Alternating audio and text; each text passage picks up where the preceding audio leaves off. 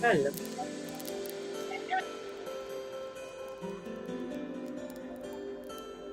I just know you can hear me.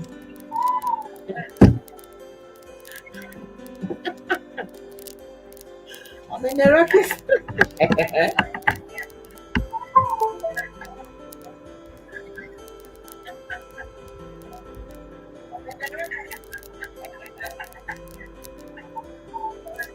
You know, my, you know, speaker, you can use that, you can use that great. Mhm. Mhm. Anyway, I'm audible now, I know. And of course, thank you for those who have just joined us and we are sorry for, we are sorry about that technical error. Yeah, I did all that talking for nothing and I feel I'm exhausted already. 22 minutes when I'm talking like, wow, only to be yapping like you said. Apparently, you said I'm yapping like soldiers marching through the mud.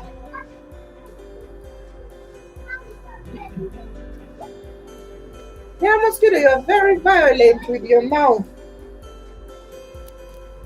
You have a very violent mouth. You better disturb their fingers because they are the ones that are typing. But of course, thank you for always coming by and saying hello. Thank you, Kel Williams. I see you. Yeah. Happy New Month, first of all. Today is 1st of April, Fool's Day. I don't know why it's called Fool's Day, but it's called that. Where should I start from now? I've been talking for a while. I'll just let you know to say hi to you guys as I relax my mind because I was. Mm. Yeah. The days what how was your weekend?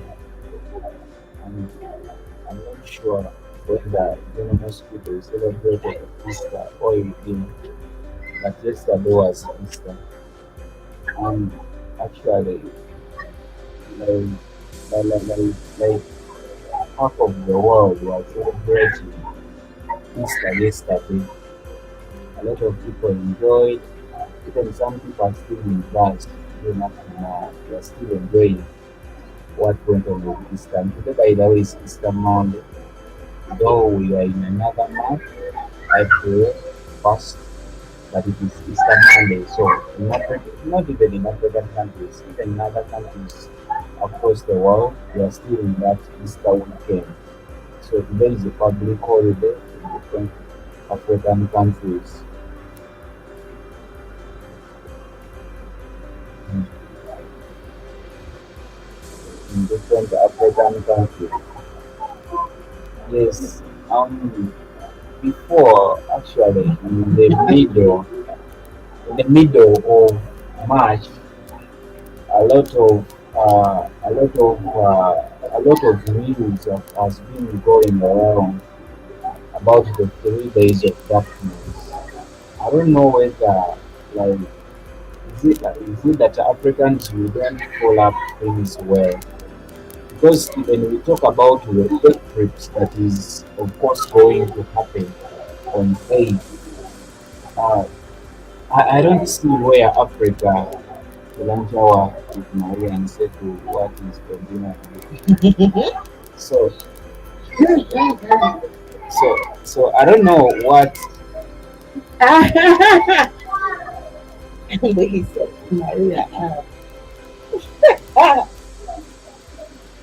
so I don't know why is it because that Africans we are misinformed about certain things because for me actually I didn't know before that there is going to be an eclipse that is going to happen on 8th until by the way Keith told me last time. Um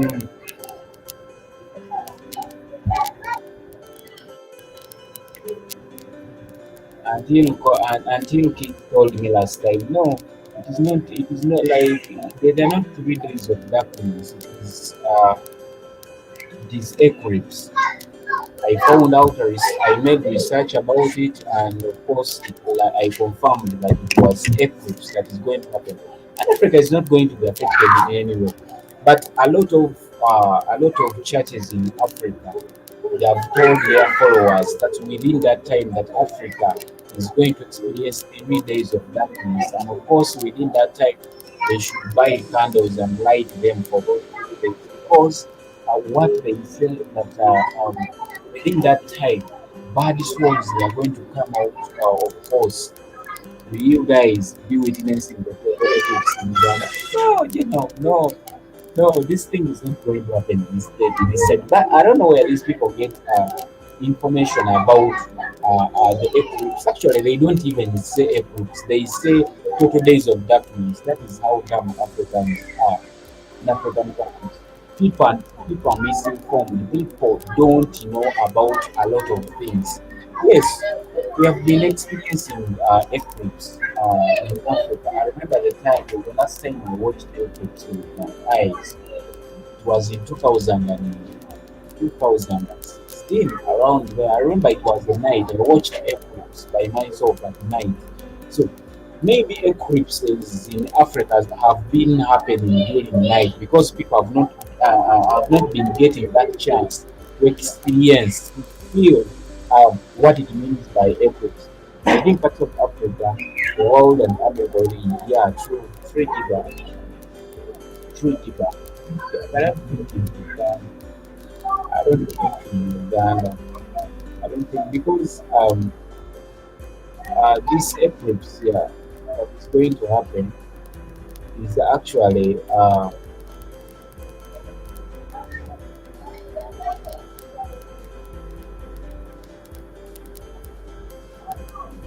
the eclipse is which is going to happen on Earth actually will be visible from of course North America, South America, and parts of Europe, even Africa, like South Africa, even some small African countries they are going to experience this kind of eclipse. So the eclipse is part of the repeating pattern that last visited the coast North America in 1970, and will again, of course, be there it is expected to be there in 2078.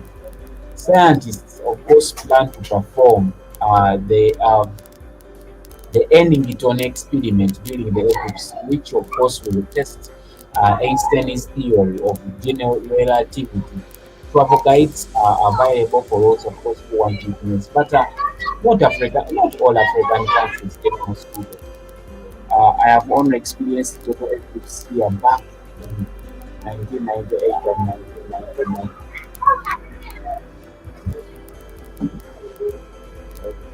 Okay, okay, then I mosquito. But for me, I last saw an eclipse in 2016, and it was night. It was night. I climbed on top of the flat to see it very well happen. I thought I'm going to express something which is new, but I just saw like things were changing slowly, but nothing much was there. But of course, if at all this eclipse that is going to happen is going to cut across Uganda, of course I'll be one of those people that are going to spend nights out to experience. However, people have been warned about those rays that come from the eclipse that are not good. Even the sunglasses this time around they won't be able to make it well. They of course they advise people to use pinhole cameras. But the pinhole cameras still the first cameras. Yeah, but this is but a lot of people have got misconception about this eclipse. They are relating it to religion. They say that of course a lot of things that are going to happen, like thieves are going to increase, murderers are going to increase in Africa. Within this time, it is time for evil because evil spirits are going to raise up. Evil spirits are going to raise up. So a lot of people have been lied about this, of course, this eclipse and how it is going to happen. Of course, they actually, in their statements, they don't talk about that it is an eclipse. They say it are 3 days of course, darkness. Um, I can wait for you.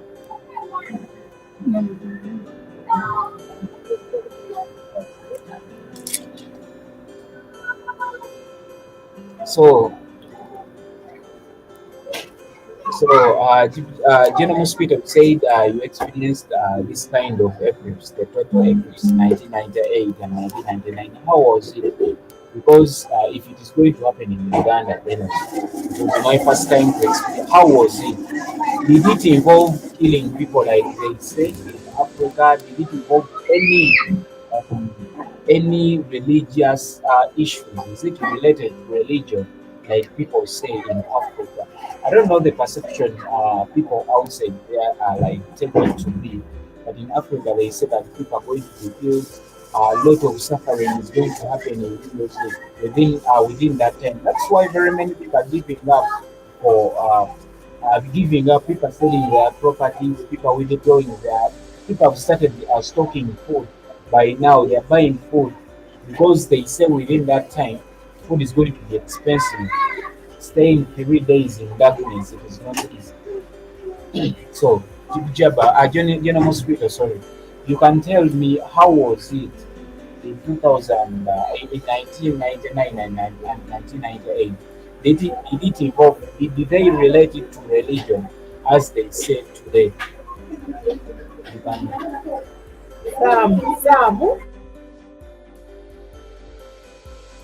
can drop in a comment and tell us how you felt in General Mosquito.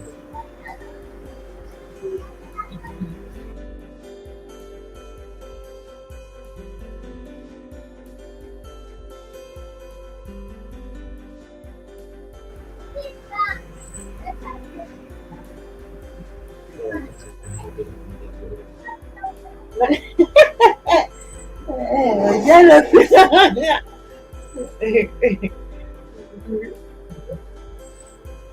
uh, well,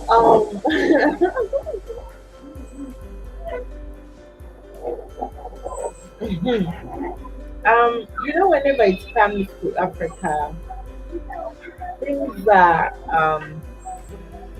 the way information is disseminated to the public is a little bit weird, and a lot of whites or bazungu usually talk about the things, and people where they are don't take it so serious, but Africans take these things so serious. There was still Africans now, like Innocent is saying, as talking before, we have had this information being brought um, uh, in a religious version, not a scientific version, in a religious version that the Bible talked about the 3 days of darkness. This is going to be the sign of the end of the world, and it's going to be total darkness all over the world. This is what religion says, and Apocalypse it's going to would why it's lead going to to say a that new era people is going of, to or rise. era, not error, era It is said that of graves will Catholic break devotion open, and a renewal in the church. We're going and to cover all that because today. Before there's we do, we will people begin in spirit pray. in Prayer will say children the on the Our Father surfaces, in Latin, and darkness then we'll begin categorize with the scripture evil and some of the controversies when it surrounding comes the to 3 days of the darkness, and of Bible. course, explain what it means. So let us pray. Oremus.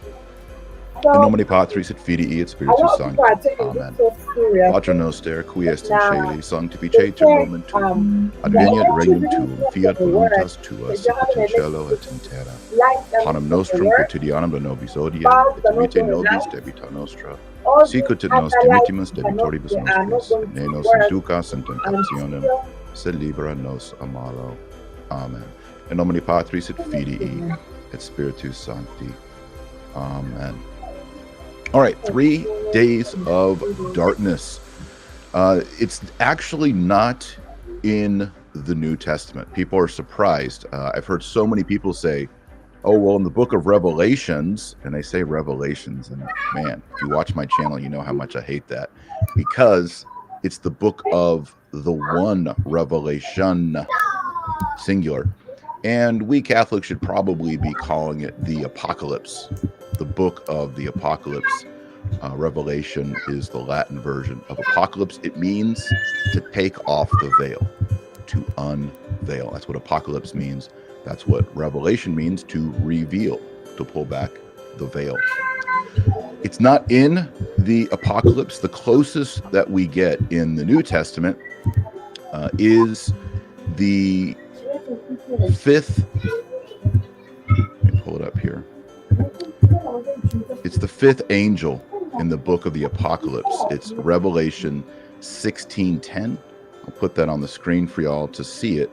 And it describes the coming darkness that will come at a certain point in the Apocalypse.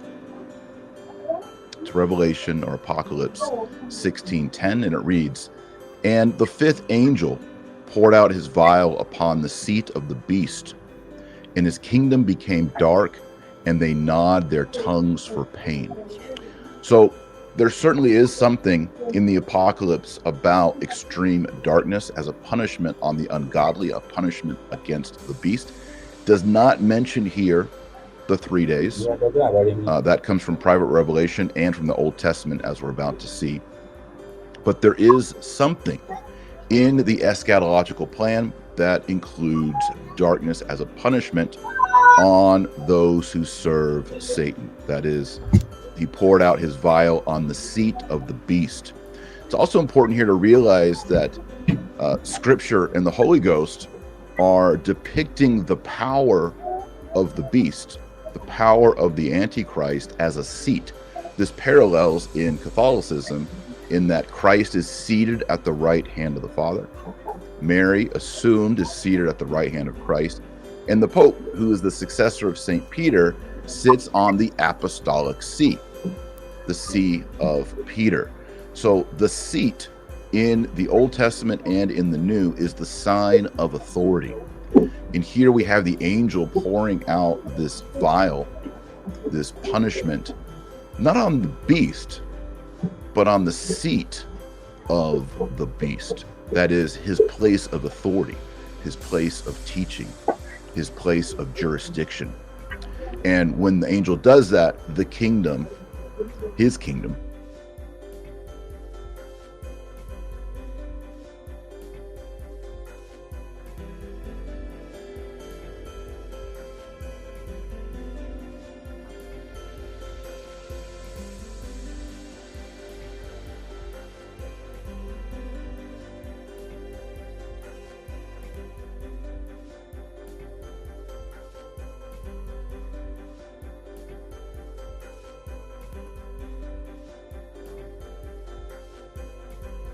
kingdom of the beast, not the kingdom.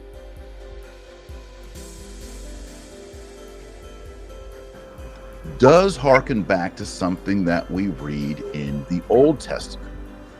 In the Old Testament, there are the 10 plagues. You'll remember that the Israelites were in Egypt and they were slaves. They were in bondage. And God finally brought about their redemption to buy them back out of Egypt. And he raised up the prophet Moses. And we've all seen the movie 10 Commandments, and Moses with his staff, and he says, "Let my people go."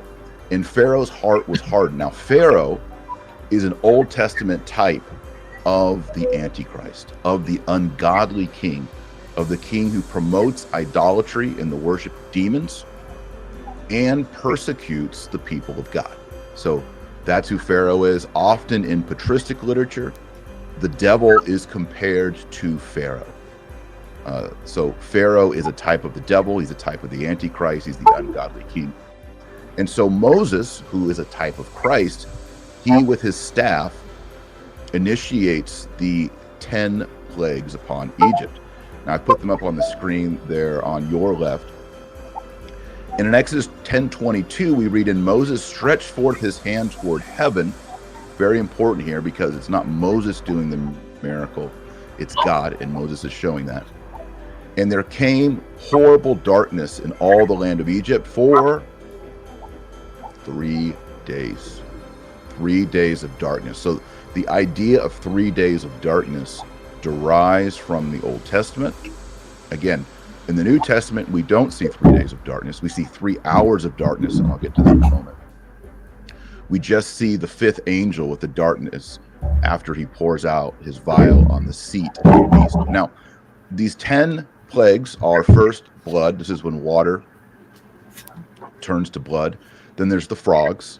Then there's the gnats or the lice, depending on how you translate the Hebrew, and the flies, and then the plague upon the livestock, the cattle, then the boils upon the flesh, then the hail, then the locusts, then number 9 is the 3 days of darkness and the death of the firstborn. Now, this is a parallel, it's a type pointing forward to Christ. Remember, Christ fulfills the entire Old Testament. Christ fulfills every jot and tittle of the Old Testament.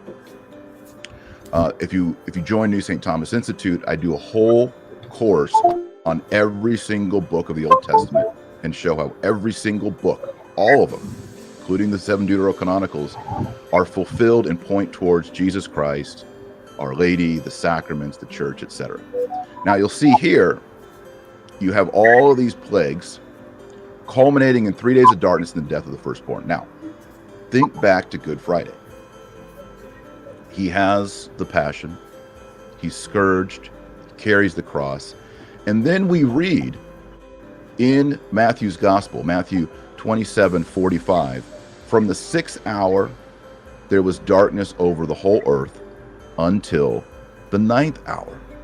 So we know in sacred scripture, I'll put it up on the screen so y'all can see it more clearly. We know from the Gospels that before the death of the firstborn, look over there on the list on the left side of your screen, there's the 3 days of darkness and the death of the firstborn. We know that there were 3 hours of darkness over the whole earth, not just Jerusalem, it seems, and then the death of the firstborn. The firstborn who? The firstborn of God, Jesus Christ.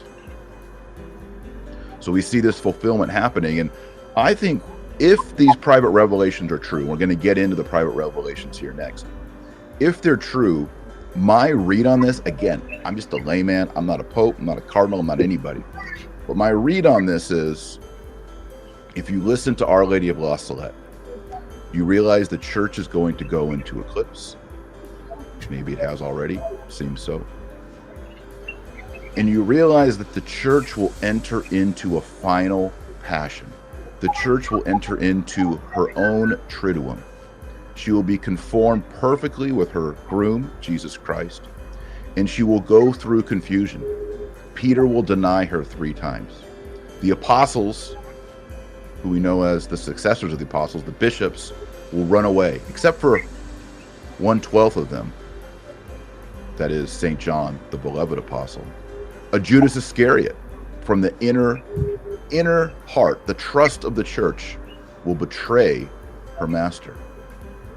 And we know, of course, Our Lady will be right there until the very end. And so many holy people have seen this parallel and said the church will be betrayed by a Judas, the bishops will run away, Peter will deny 3 times, but Mary will be there close to Jesus all the way to the end. That's the anchor that we all have to hold on to during this dark time. And just as there were 3 days of darkness under Moses, and there were 3 hours of darkness at the crucifixion of Christ, there will be, in this passion of the church, 3 days of darkness that will purify the church. That's one thesis, one theory. Again, I'm not saying it's de fide, that this is dogma. I'm just trying to connect some dots here. There's a bunch of stars, and we're trying to find the constellation. And that's my suggestion. Now, another controversy about the 3 days of darkness is Padre Pio. Almost everyone out there says, well, Padre Pio taught it. I don't think this is true. I did some research. There is no good. Now, Padre Pio said a lot of things to a lot of people, and they weren't written down. But there's nothing documented that Padre Pio ever taught the 3 days of darkness. He may have believed it. But there's nothing documented. And on top of that, the Capuchin Franciscans have a notarized statement stating that Padre Pio never said this or never taught the 3 days. So even the Capuchin order has made a statement on it. So I think we should reserve judgment on that. And I don't think that in order to talk about 3 days of darkness, we have to say, well, Padre Pio taught it. Because you can go on blogs, you can go on websites, and you'll find a quote from Padre Pio about this. So those are the two most debated elements about 3 days of darkness. Is Padre Pio taught it? It doesn't seem that he did. And it's in the book of Revelation. It's in the Apocalypse. That's not true either. There is the fifth angel, and there's darkness, but it doesn't say the 3 days of darkness. It doesn't talk about beeswax candles or any of the demons outside. We will get to that in just a moment. So those are, I think, two things that everyone watching right now, I'd like you to know, that you shouldn't go around saying Padre Pio taught this, and you shouldn't go around saying, well, it's in the book of Revelation. It's in the Apocalypse. Okay, but where is it? Where is it? Well, the most common source is from this lady right here. Let me put her on the screen. A little big there. This is Anna Maria Taigi. She was born in 1769 and she died in 1837. She was Italian. She was a professed member of the secular Trinitarians. She was a mother. She was the mother of 7 children. Of these children, I think, 3 of those children died as infants. 4 of them lived on.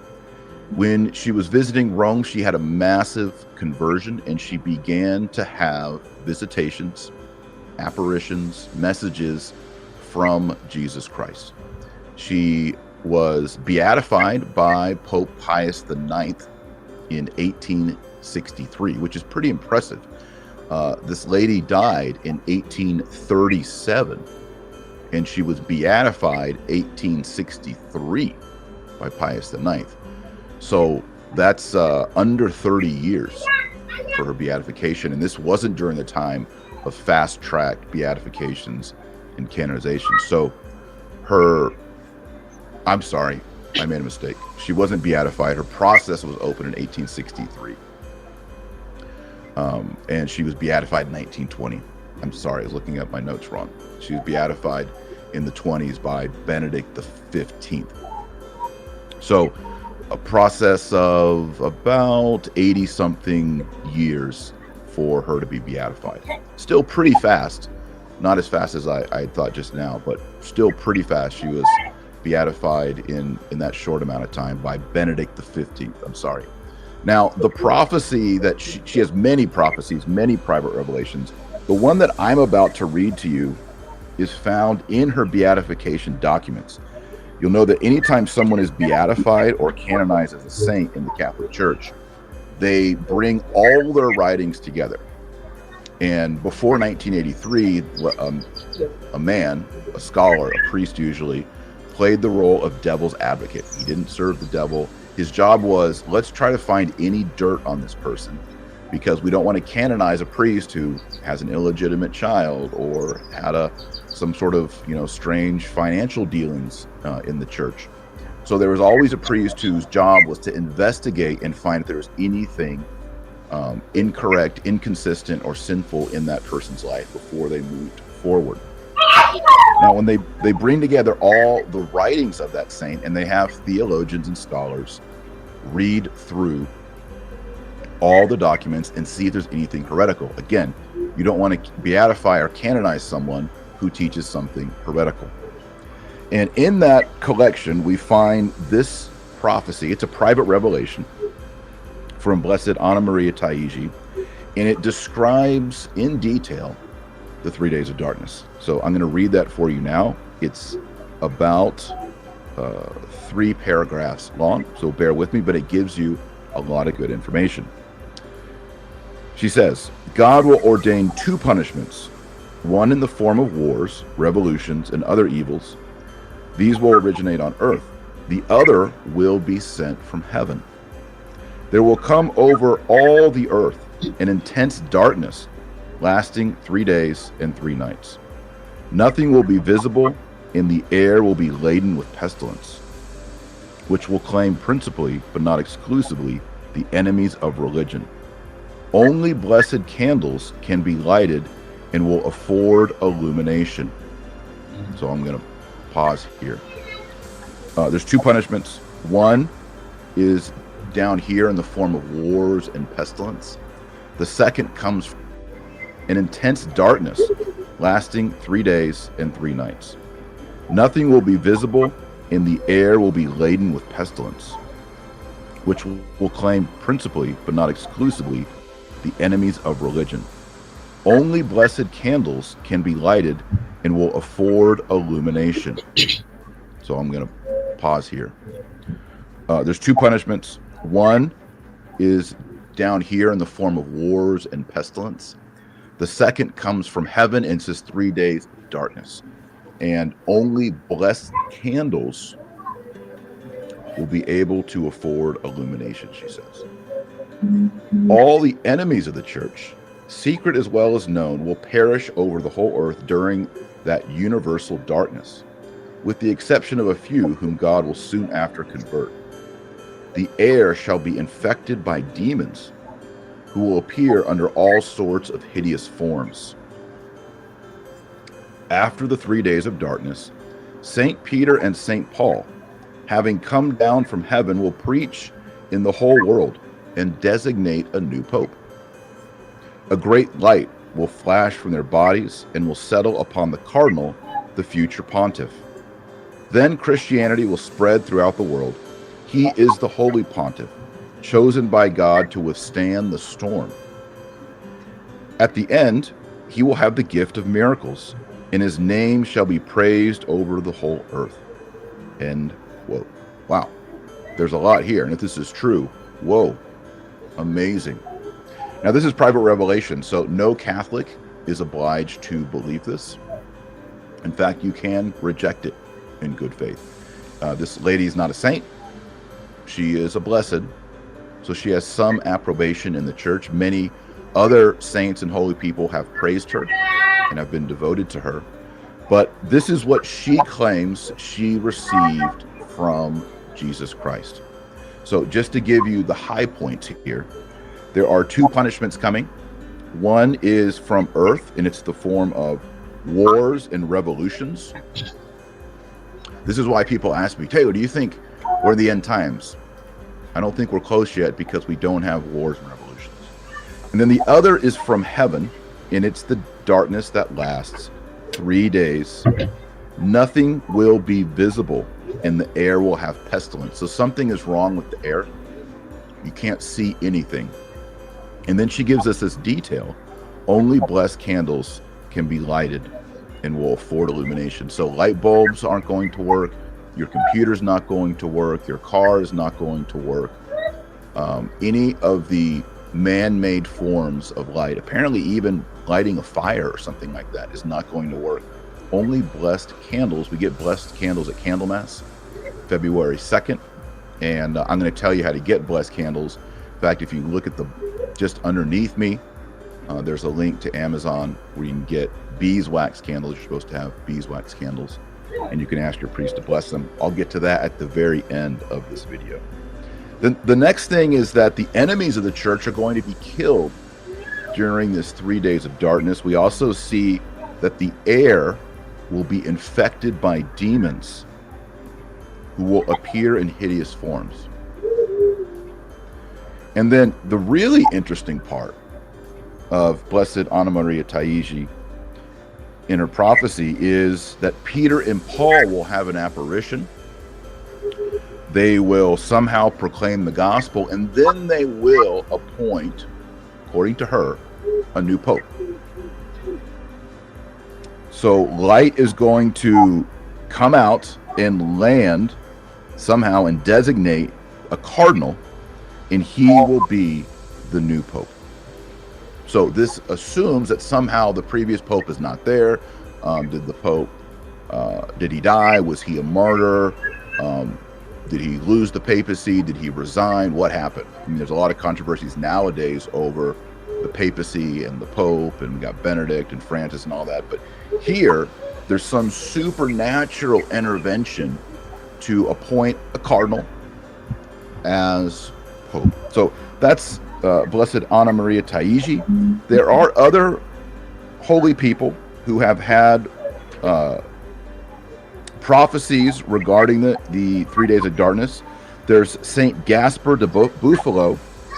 He says this: the death of the impenitent persecutor of the church will take place during the 3 days of darkness. He who outlives the darkness and the fear of these 3 days will think that he is alone on earth, because the whole world will be covered with cadavers. Wow. Now, Saint Gaspar he was canonized in 1954, and he lived in the 1800s. So he lives somewhat after Blessed Anna Maria Taigi. We also have Blessed Mary of Jesus Crucified.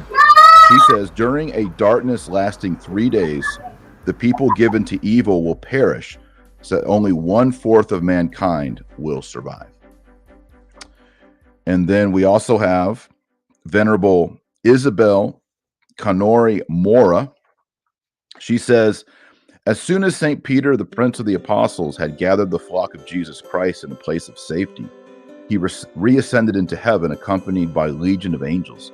Scarcely had they disappeared when the sky was covered with clouds so dense and dismal that it was impossible to look at them without dismay. On a sudden, there burst out a terrible and violent wind, and its noise sounded like roars of furious lions. The sound of furious hurricanes was heard over the whole earth. Fear and terror struck not only men, but the very beasts. So here we have darkness, but she doesn't mention the number 3. So this would, of course, conform to what we saw in the book of the Apocalypse. I also have another one here from someone who's not beatified. This is Marie de la Frodai. She says, there will come 3 days of complete darkness. Only blessed candles made of wax will give some light during this horrible darkness. 1 candle will last 3 days. But they will not give light in the houses of the godless. Lighting will penetrate your houses, but it will not put out the blessed candles. Lightning. Lightning will penetrate your houses, but it will not put out the blessed candles. Neither wind, nor storm, nor earthquake will put out the blessed candles.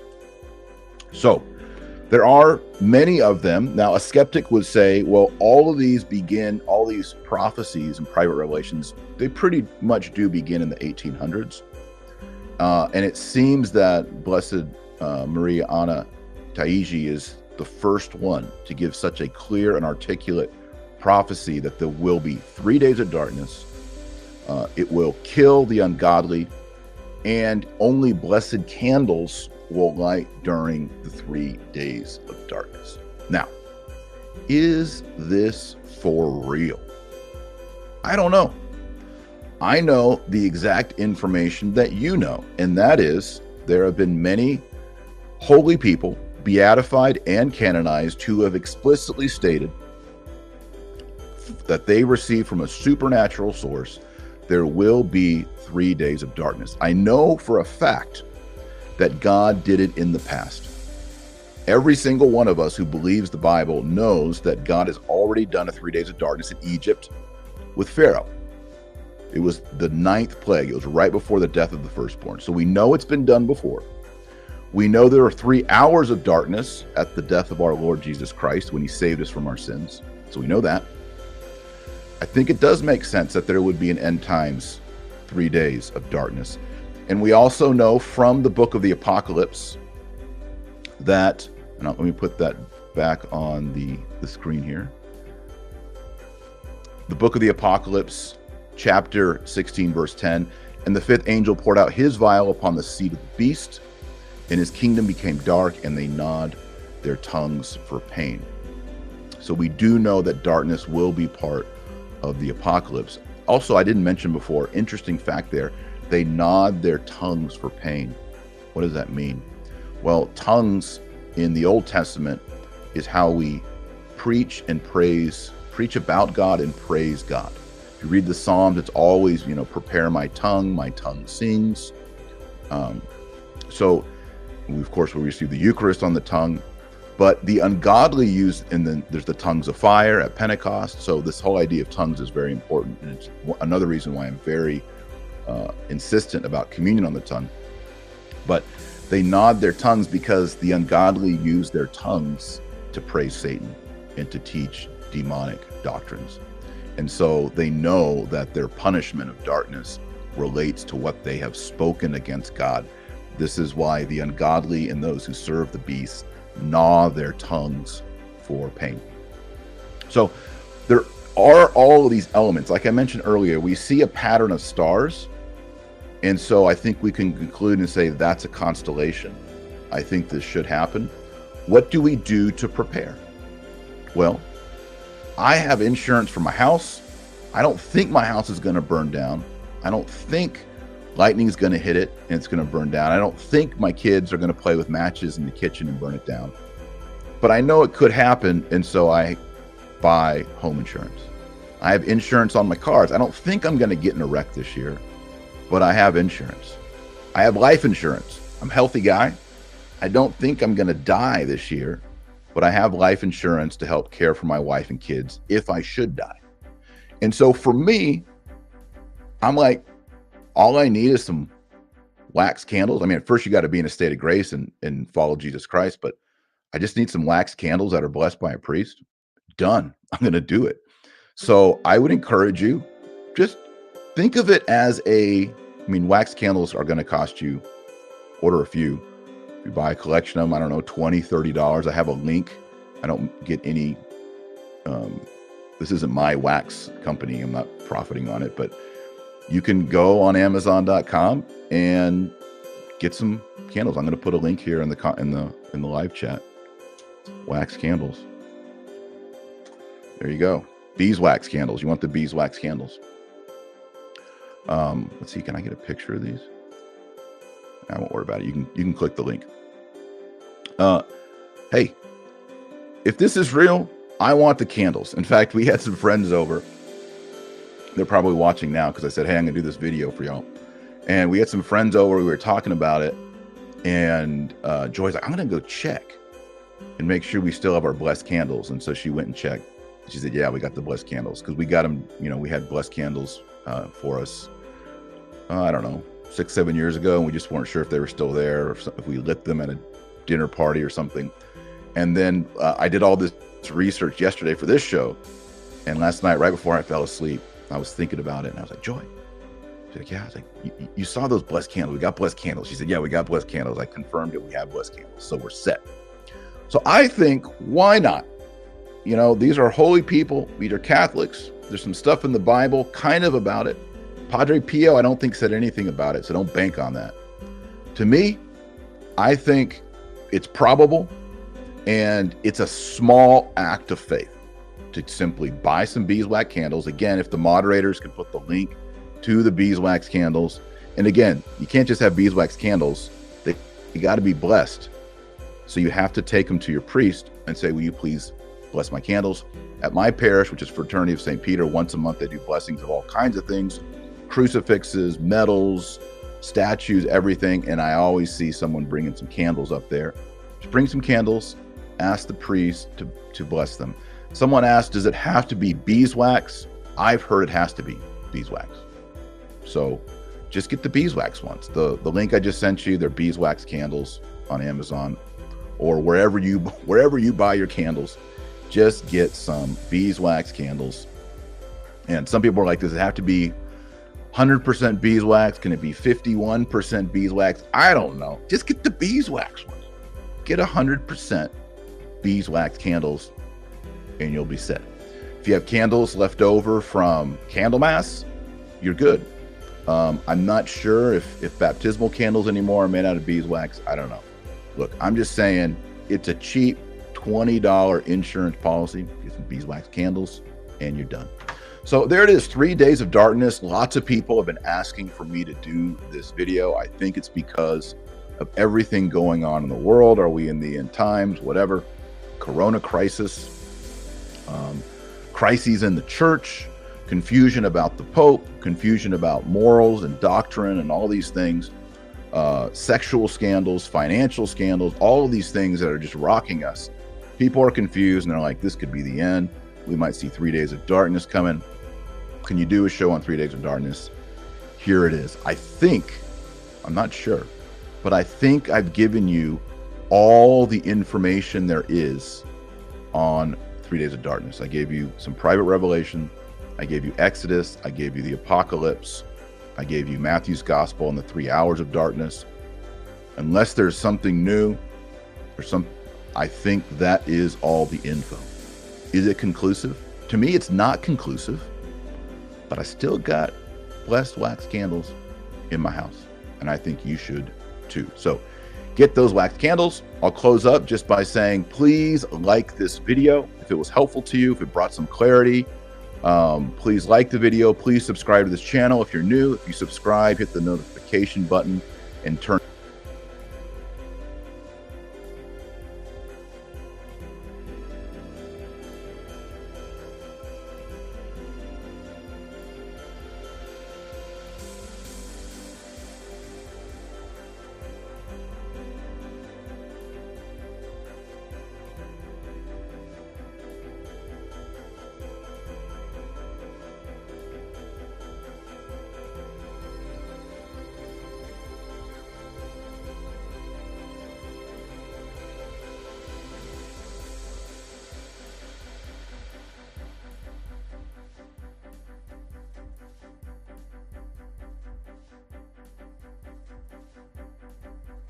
To achieve or be successful if you don't prepare.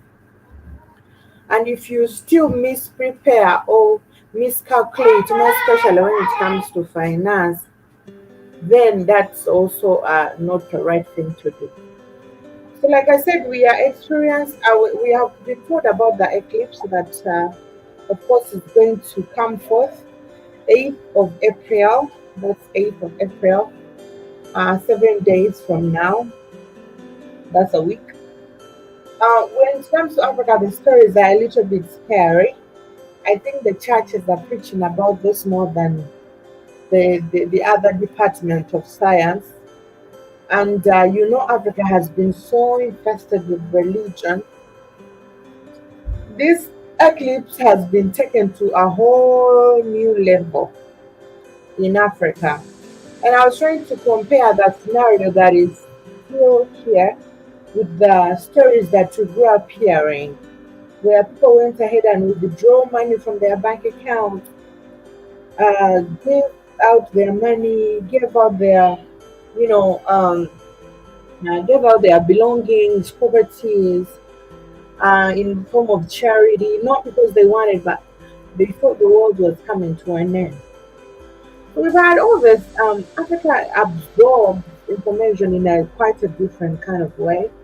But this is all credited, I should use that word, to religion, honestly. Because 95% of the things Africans do are, of course, driven by religion. So now we are seeing people, of course, there is, information that is running around. I shared this video to connect the stories, and that this same video has gone so viral, and more especially to the Africans, where people are buying now candles, wax candles, and I think even the price of wax candles is going to increase, because it's on demand, so they're supposed to take it to the church, so that the priest can bless these candles, and there's certain type of matchbooks or matchers to be also blessed, because if your match has not been blessed, it is said it is not going to light.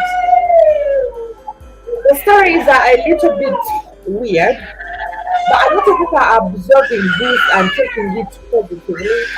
So it is a little bit frightening and scary to the young children. It is very funny, right? The Bible also says they say that Jesus will come like a thief at night.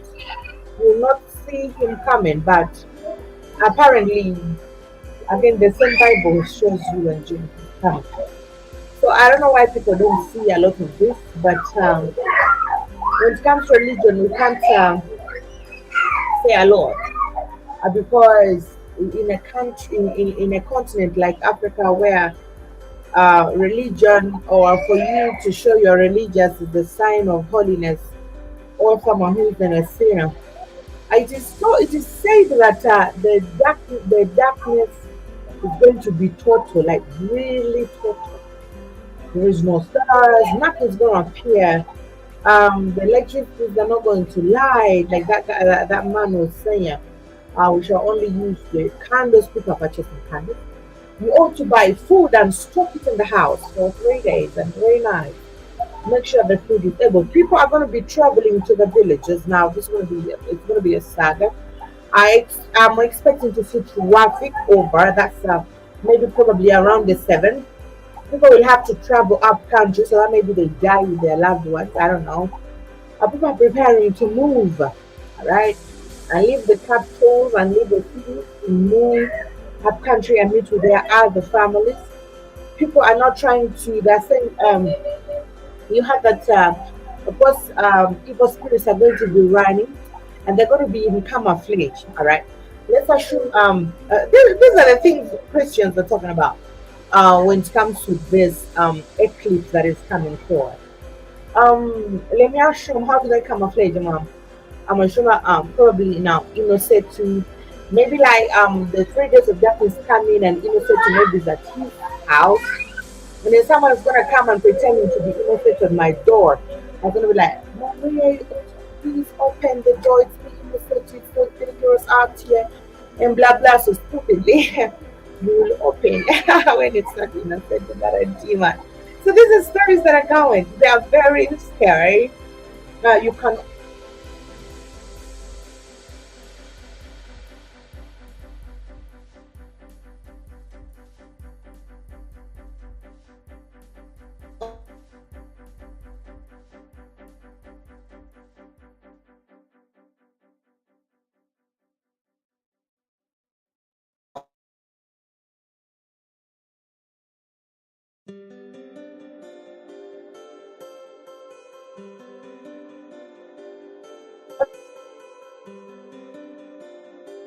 only imagine a horror.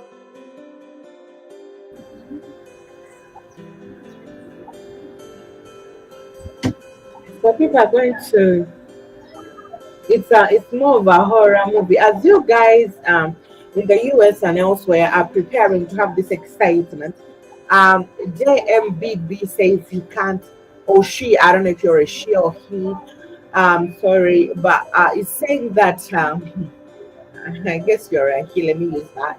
He's saying that he cannot wait to experience this. He saw one in 2017. It's an exciting moment. People can't wait to experience it. They can't wait a lifetime experience. It comes once in a while. It's not like rain. But in Africa, it's a different story, like I told you guys. So apart from a few people who are saying it's just an experience, and apparently not everyone is going to see it. Not It's not going to happen almost everywhere. Um, as you guys are excited about seeing this, some Africans are scared about this. A lot of people are going to do a lot of mistakes within the same thing. Like I told you, some people are already withdrawing money from their bank accounts and they're trying to make sure maybe they fulfill what they think maybe is right or what, I don't know. But people are withdrawing money from their account. They're adding big padlocks on their doors for security purposes. They're buying candles, like they say, they're stopping food. And people are going to get their children from school. It'll be wild, right? They have to get their children so that it doesn't find them at school. So you can imagine the disorganization. Because this is they are connecting this to the scriptures in the Bible, just like that video um we just shared. As I see, good job, Jabba, thank you for coming. Hi, how are you? We hope you're doing good. So, Jabba, what do you think about the eclipse, and what do you expect?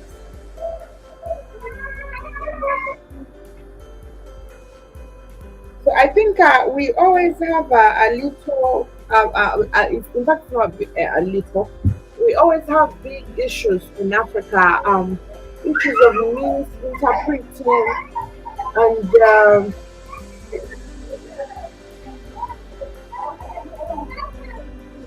all right. Vita says that I'm more concerned with NASA sending four sun blocking probes into the atmosphere and starting sun to simultaneously during the eclipse. All right. This is new. This is new.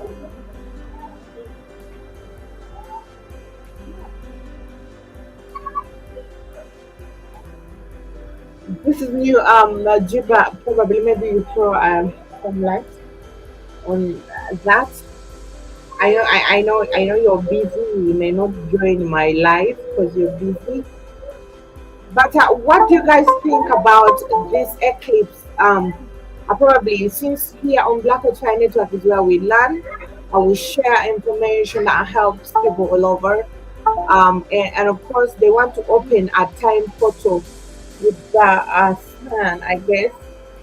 This is what Jibjaba is telling us that as we are, of course, as we are concerned with the eclipse, for him is more concerned with NASA sending four sun blocking probes into the atmosphere and starting a sun simultaneously during the eclipse.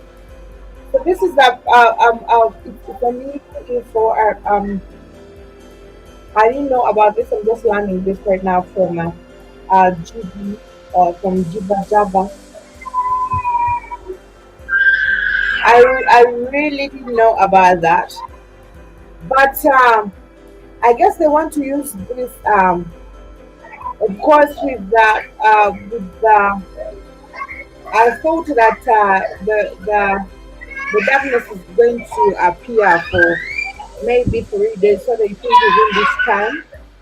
But I don't think this darkness is going to stay on for 3 days. How big? Yeah, I really no. Let's wait and see. Because 3 days, why? I'll send you some good links so you can research. Please do. Thank you. I The probes will monitor how the Earth reacts under the total darkness. This is what Jabba is, of course, telling us. They're going to send probes that are going to monitor how the Earth reacts under the total darkness.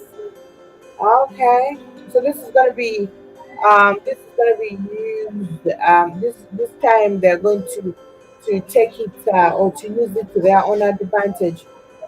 We hope that that doesn't work because we know NASA has been doing a lot of crap, a lot of things, but at the end of the day, they have succeeded with only a few, and we hope this doesn't work. And and if it does, then it's going to be more terrible. I didn't know about that, Jiba. Thank you so much for that information. I'm waiting for that link so that I can get to research more about what you're saying. I will later, so to say something to you guys. I had been talking about them using this eclipse to research. Something.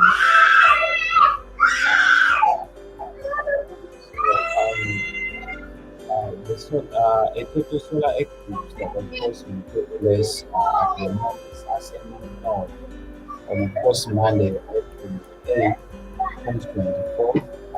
This will approach North America and dubbed the Great North American Eclipse. So, the American total solar eclipse and the Great American Eclipse by some the media that are saying this. You see that uh, um, a solar eclipse occurs when the moon, of course, passes between the Earth and the Sun, thereby obscuring the image of the Sun for a viewer on the Earth. A total solar eclipse occurs when the moon's apparent diameter is larger than the Sun's. So, blocking all direct sunlight that we receive, turning the day into darkness. And of course, totality occurs only in a narrow path across the Earth's surface, with partial solar um, eclipse visible over a surrounding region thousands of kilometers wide. So, occurring only occurs a day after the delayed, or of course, that will be Sunday, April 2024. The moon is apparent will be the moon's apparent diameter will be, of course, 5.5% larger than the average, with the magnitude of 1.0566. So its long duration of totality will be of 4 minutes and 28.1 seconds near the Mexican town of Nazas and Durago, about 4 minutes and of course 6 kilometers north, a nearby city. So the eclipse will be the first total solar eclipse to be visible in the provinces of Canada since February 26, 1979. So the first in Mexico since July 11, 1991, and the first in US since August 2017. So 21st, since August 21st, 2017. It will be the only total solar eclipse in the 21st century where totality will be visible in Mexico. The United States and Canada, it will be the last total solar eclipse visible in the contemporaneous United States until August of 2024, when it is expected to come down. So the eclipse will be the first total solar eclipse to be visible in the provinces of Canada. Like I said, this is 1979, and of course, we see that uh, uh, uh, the totality of the solar eclipse will be visible in the narrow strip on the Pacific Ocean, passing 230 to 370 kilometers. Uh, uh, uh, North of the mountainous Island, and later in North America, beginning at the Pacific coast, then ascending in the northeasterly direction through Mexico, the United States, and the Canada before ending the Atlantic Ocean. Mexico Mexico totality will pass through the states of Costa Rica and of course Durago, including the city of Durago and the Mez Parocio. So, in the United States, totality will be visible through the states of Texas, including parts of the San Antonio, Austin, and of course Fort Worth, and of course all of course the Arlington, Dallas, Arlene, Temple, the Texarkana, Tyra, and others. So in Canada, the path of totality will pass over parts of southern Ontario, including the Lamington, Hamilton, Niagara Falls, Kingston, Prince Edward County, and others. So in Europe, the eclipse will be partially seen in in Norway, Iceland, Ireland, western parts of Great Britain, northwest parts of Spain, Portugal, and of course Canary Island. Uh, the Central American and Southern America, the eclipse will partially be seen in all Central American countries. So, when we talk about cloud cover, the prospects of along the path, April is a month of changeable weather along the eclipse path. So the weather in Mexico and the southern United States, including afternoon of convective buildups, whereas northern regions are still immersed in later winter and early springs of weather. We'll be passing low pressure disturbances. If the rain slope of these disturbances eclipse day cloud cover is most likely unless severe storms are present across the south or spring storms with blizzard-like conditions are passing the north. So cloud patterns are simple. Lowest average cloud coverage occur in the south, particularly in Mexico, whereas the highest amounts of coverage grow up the northeast United States and Canada. So along the eclipse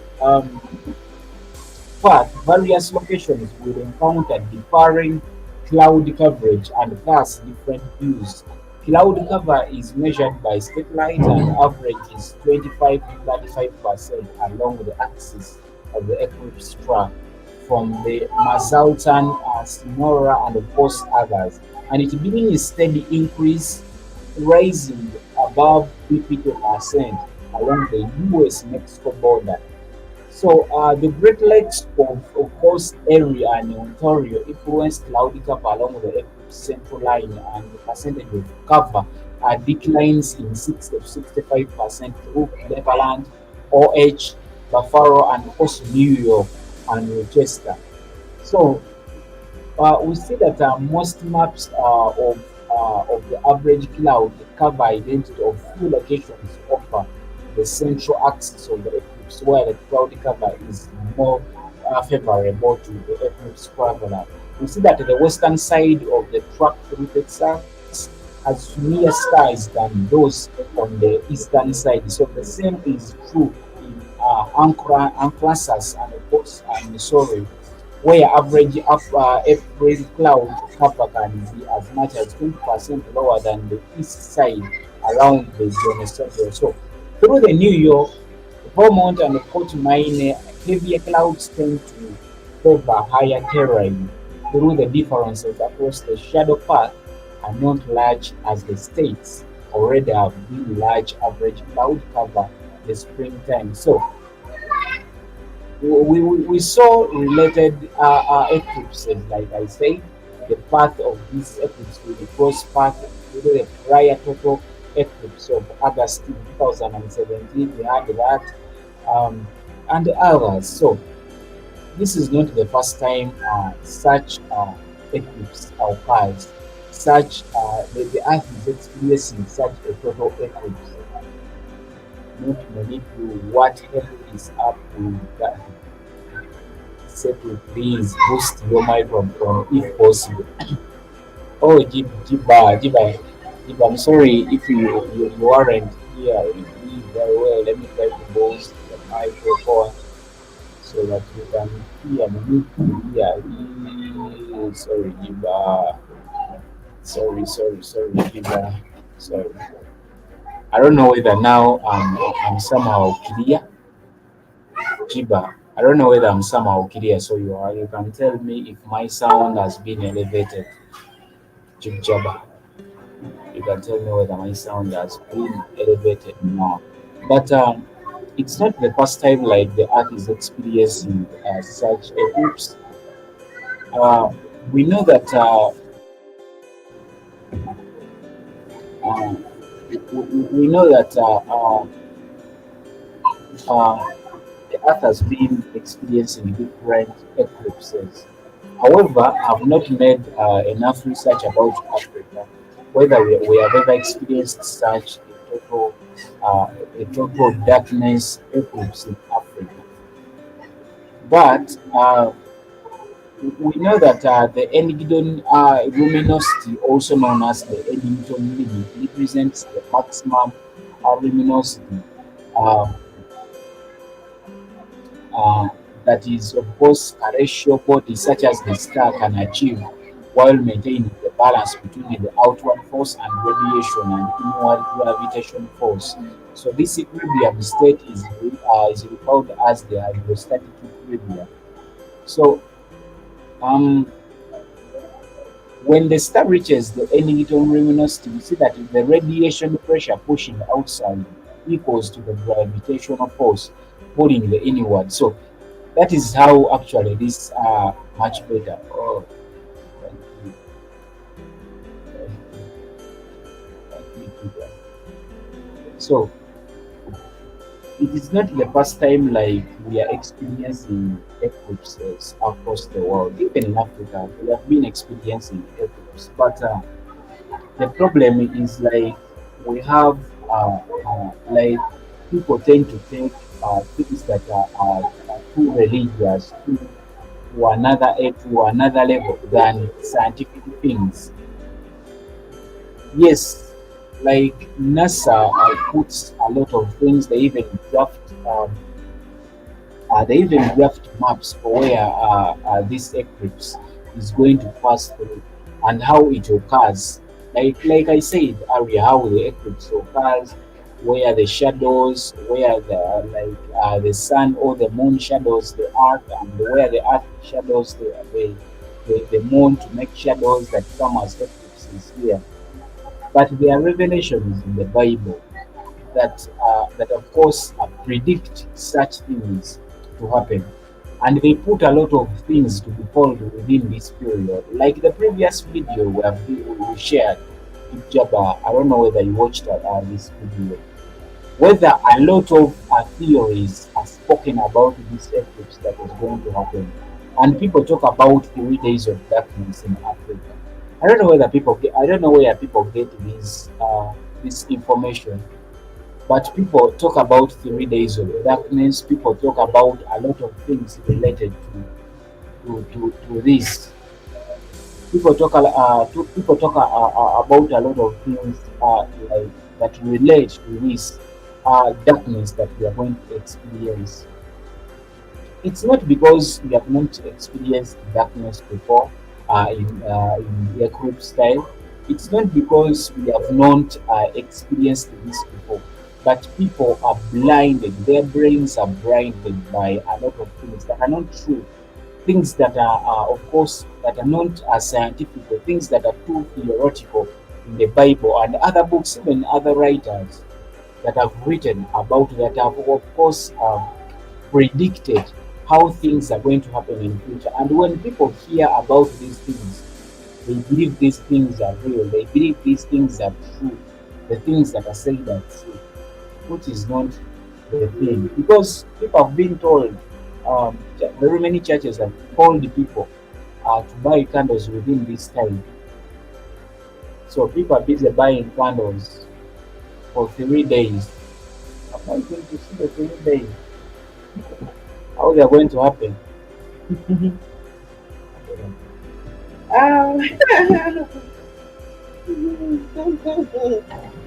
um, John was going to say that he was eating with his hand, so he couldn't reply, but he was tuned in. Yeah, John was going to thank you always for tuning in. And wow, I still love eating using my hands. That's the best way I enjoy, more especially if it's a traditional meal.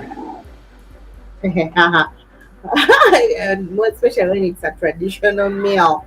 So they are saying the eclipse will give us superpowers. Apparently, we'll be flying and floating through the air.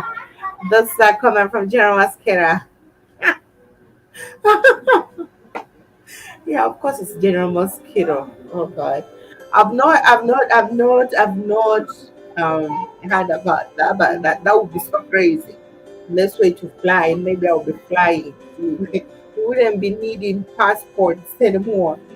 But of course, we know that after solar eclipse occurs, several phenomena and effects can be observed both immediately and gradual. So um, the eclipse reaches its peak when the moon fully covers the sun, resulting in a period of darkness known as totality for observers within the path of totality. Now, after this point, the moon gradually moves away from the sun leading to the end of the eclipse. Now, as the moon moves away from the sun, sunlight gradually returns to the affected areas. The sky brightens, the normal daylight resumes, ending the period of darkness experienced during the totality. Now, during a total solar eclipse, a sudden decrease in sunlight can cause a drop in temperature in the affected areas. So, you people who are going to be in those areas, you are going to experience cold. As the sunlight returns, temperatures gradually begin to rise again, returning to pre-eclipse uh, levels. Of course, for those who have animals around, you're going to notice that some animals may exhibit changes in behavior during a solar eclipse. Birds may return to their roosts. Uh, Nocturnal animals may become active, and domestic animals may display signs of confusion or agitation in response to the sudden darkness. So if you are someone who keeps pets and you're going to see your pet behaving somehow, don't be traumatized. We're pet lovers and their pets, so don't be traumatized. I love dogs, by the way, more than anything, but not those genetically modified dogs. Ah, I'm a dog lover, but there are certain kind of dogs that I don't fancy. Not I don't, not especially those genetically modified dogs. I'm not their friend. I don't believe they're real dogs, really. So yes,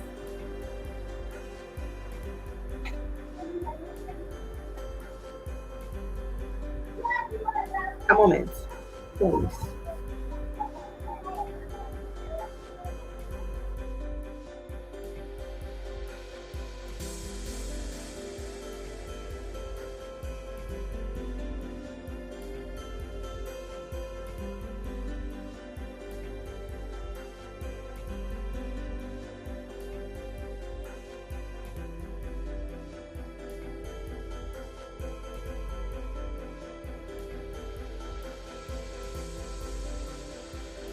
Let me first read your comments because I'm attracted by this late comment.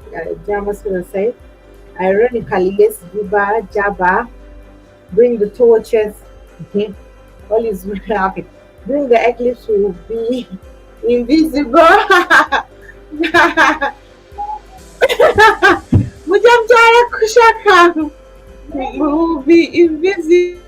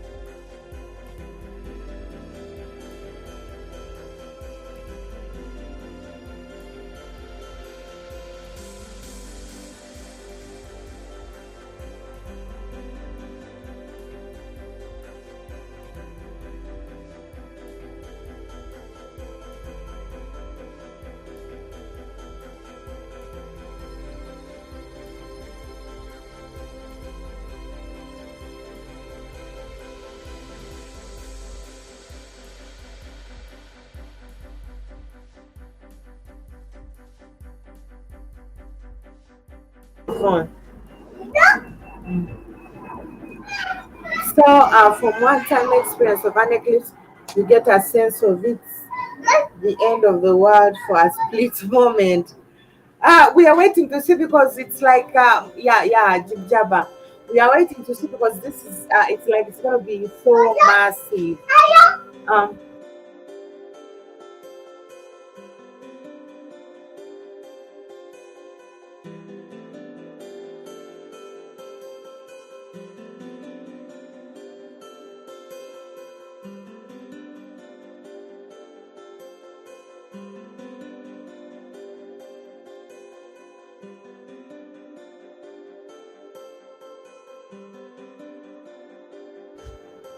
Yeah, because at times the eclipse that we recently experienced here, it was so cold, everything really, really changed.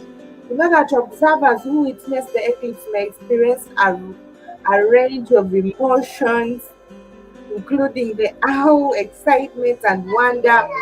Total solar eclipses are rare and spectacular events, often leaving a lasting impression on those who witness them. So this time around, we are waiting, and I'm sure those who will be blessed to witness this, it will, of course, leave an impression, an everlasting impression. Because this is one um, in a lifetime, I guess. Because they say that this kind of eclipse happened, I don't know how many years back. But of course, that astronomers and researchers take advantage of solar eclipse to study various phenomena such as the sun's corona, solar flares, and the Earth's atmosphere. And this is exactly what, like Jigga was trying to tell us, that this time around they want to take this, of course, they want to take this to, of course, do their research and also to also add their own. Okay, Mas Raji Jam.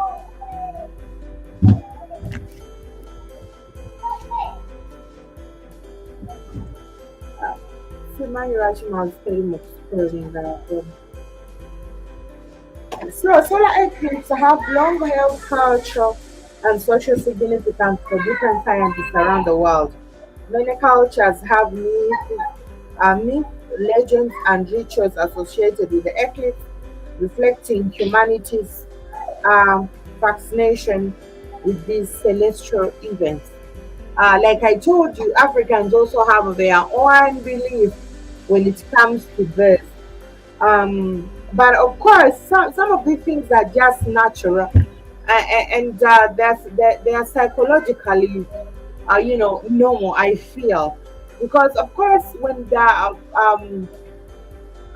sun meets the moon and at a specific time, there is definitely a reason, and that's why Africans usually believe that when we see an eclipse, we're going to experience a change in climate, a change in weather, right?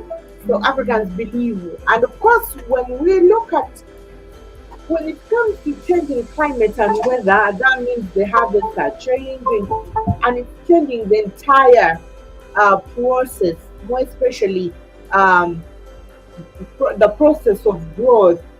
All right, to be brief, the process of nature, which comes with growth and death and birth and all that.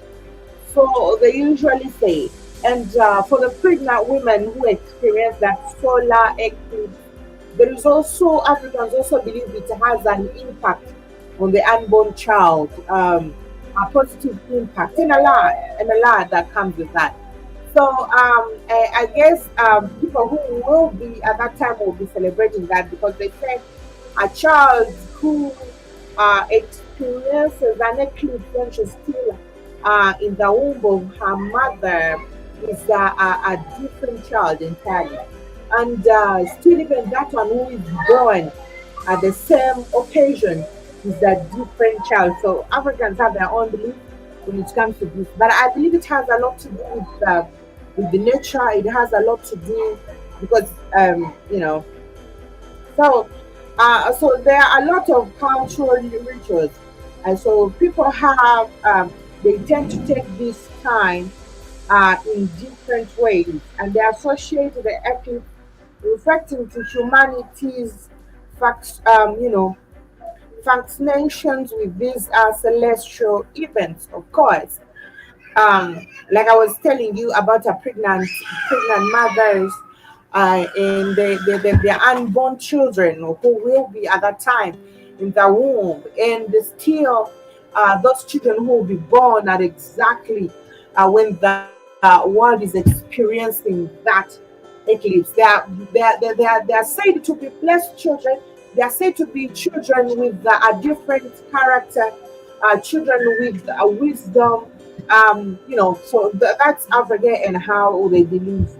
When it comes to the eclipse. So after the eclipse, of course, um, we know that this is the time that scientists want to, of course, use. Scientists are also not people who are, they don't sit around. They want to know apparently everything.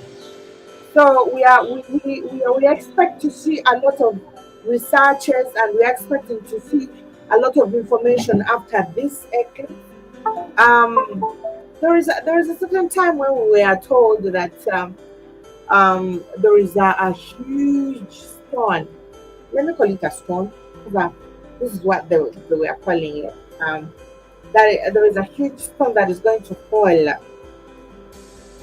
There is a huge storm that is going to fall and cover the entire earth. And NASA, of course, told us about that storm and stuff. I don't know where the storm fell, but they said they are making sure that they shoot that storm so that it can fall, in a different place entirely. Where I don't know. So, are we so sure that this eclipse is going to happen on the 8th? Or is it going to be a little sooner than 8 or later? We are waiting to see. But of course, for the past years, people have been predicting the eclipse, and it has happened. But like I said, as African spirituality, talking about the eclipse, the religious people are also talking about the eclipse, the second coming of Jesus, second coming of sorry. Like I shared you guys that video. But of course, you can still drop in your comment and tell us the experiences you've had with the eclipse. If at all we are to experience the eclipse here, I don't know how I'll let you guys see that. But maybe probably we shall share that event. And usually when the eclipse is to come, it comes in the center, like a place that should be actually the central part. In a normal way, forget this campus that we are drawn by the Bazunguis, because first of all the campus doesn't show the center. But when the eclipse is to appear, it appears in the center of that geographical area. So usually there is a place that we usually go to, and people drive from Kampala. However, Kampala is called the central part of Uganda, but it isn't. We drive from Kampala to head to that place as we're heading in the north, is where people always witness the height of the eclipse. And I believe it's still where, not only to experience this eclipse here in Uganda, is where people are going to have the best view of this eclipse ever. Because when I was growing up, the last eclipse that, of course, all right, okay, Jivan, all right. So, yeah, let's see.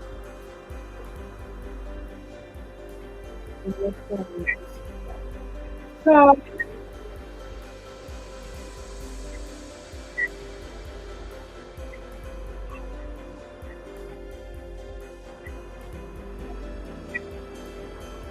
events.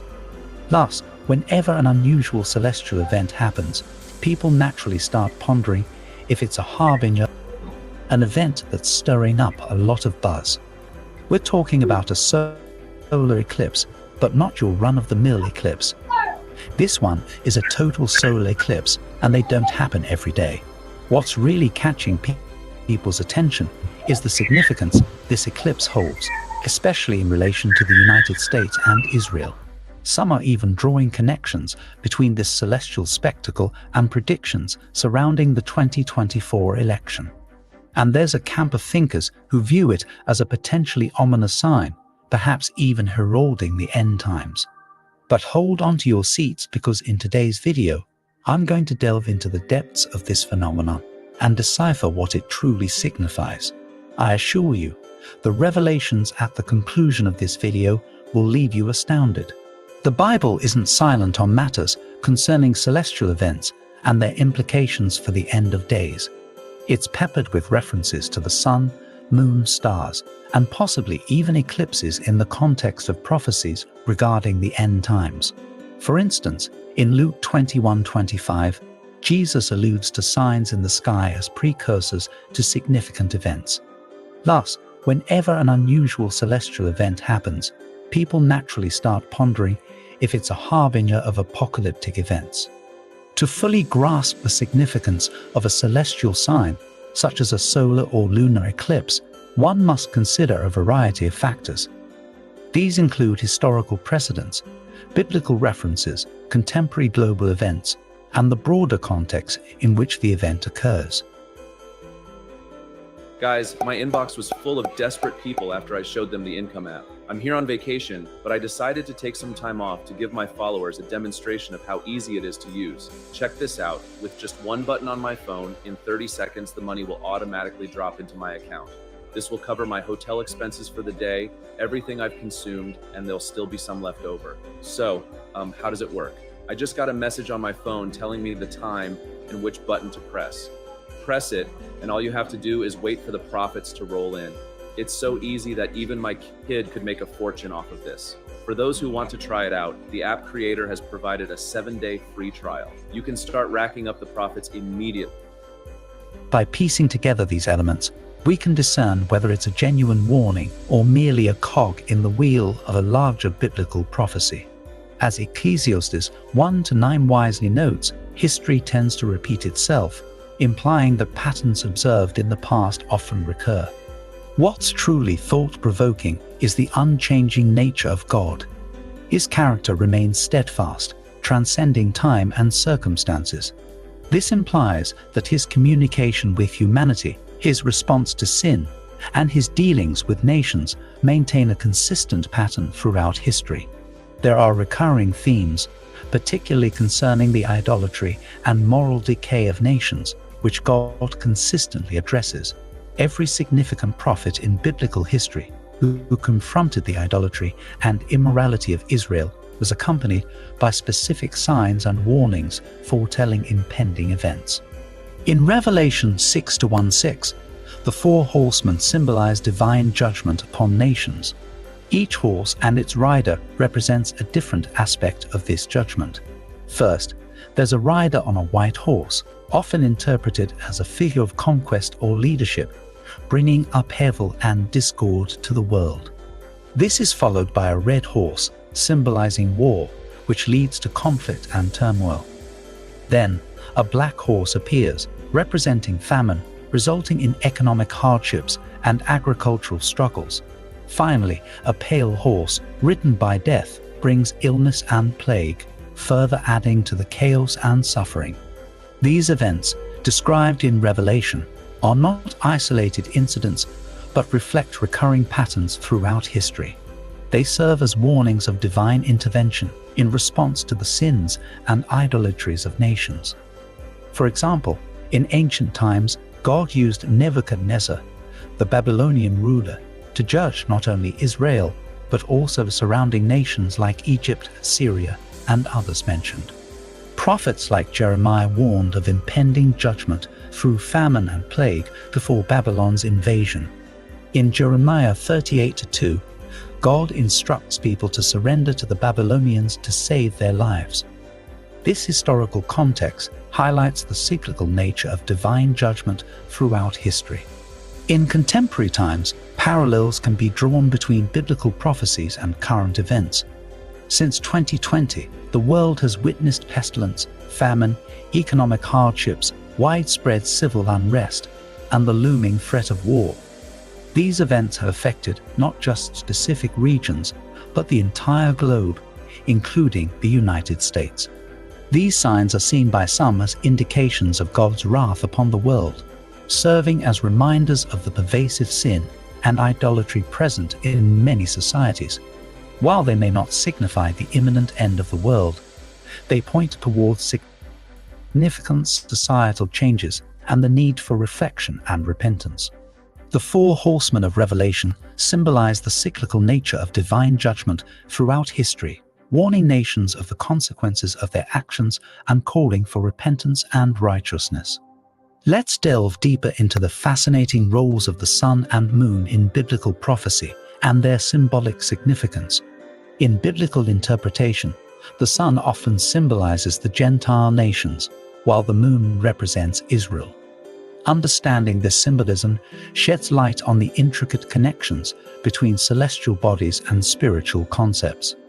The creation account in the book of Genesis provides intriguing insights into the timing of the creation of the sun, moon, and stars. According to Genesis, these celestial bodies were brought into existence on the fourth day, following the creation of vegetation on the third day. Despite plants relying on sunlight for growth, the sun's creation, coming after vegetation, highlights a deeper symbolism.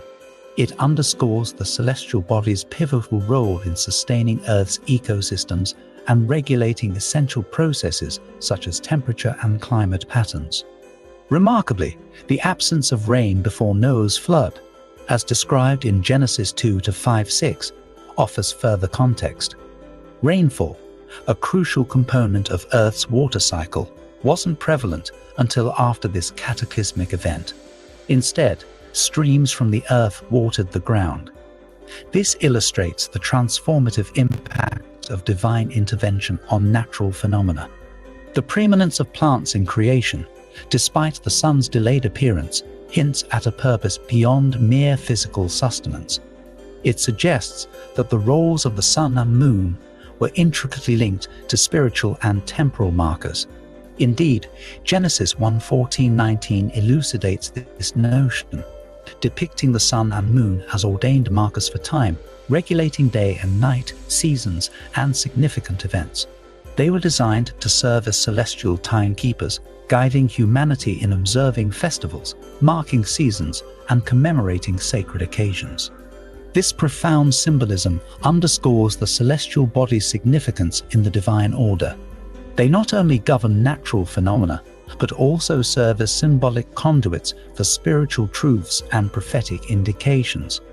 By understanding the symbolism of the sun and moon, we gain deeper insights into the intricate tapestry of biblical prophecy and its relevance to humanity's spiritual journey. Indeed, biblical prophecies, particularly those concerning the end times, place significant emphasis on celestial indications. Joel 2:30-31 foretells signs preceding calamities, such as the dimming of the sun and the reddening of the moon, signaling the approach of the great and terrible day of the Lord. This imagery symbolizes impending chaos, with fire and smoke representing volcanic eruptions and earthquakes, and blood symbolizing war and divine judgment. These signs serve as prophetic indicators, echoing Jesus' predictions of wars, earthquakes, and other calamities preceding significant events. The connection between Israel and the blood moon tetrad of 2014 to 2015 is a particularly intriguing phenomenon. During this period, there were 4 consecutive blood moons, total lunar eclipses, coinciding precisely with 4 significant Jewish holidays, forming what's known as the blood moon tetrad. However, understanding the significance of this symbol remains challenging, and its meaning remains debated. The number 4, often associated with God's unlimited authority, is reflected in the tetrad, while the moon symbolizes God's watchfulness over Israel and its people. The blood-red hue of the eclipses, occurring over a 2-year period, was interpreted by some as a warning of imminent bloodshed and divine judgment, in alignment with passages like Joel 3:1-2.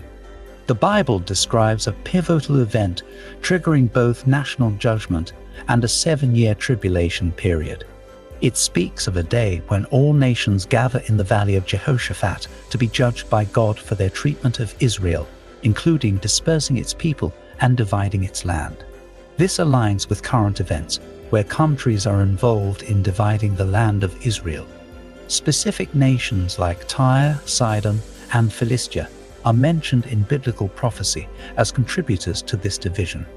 These prophecies underscore the intricate interplay between celestial signs, geopolitical events, and divine judgment, offering insights into the unfolding of God's plan for humanity.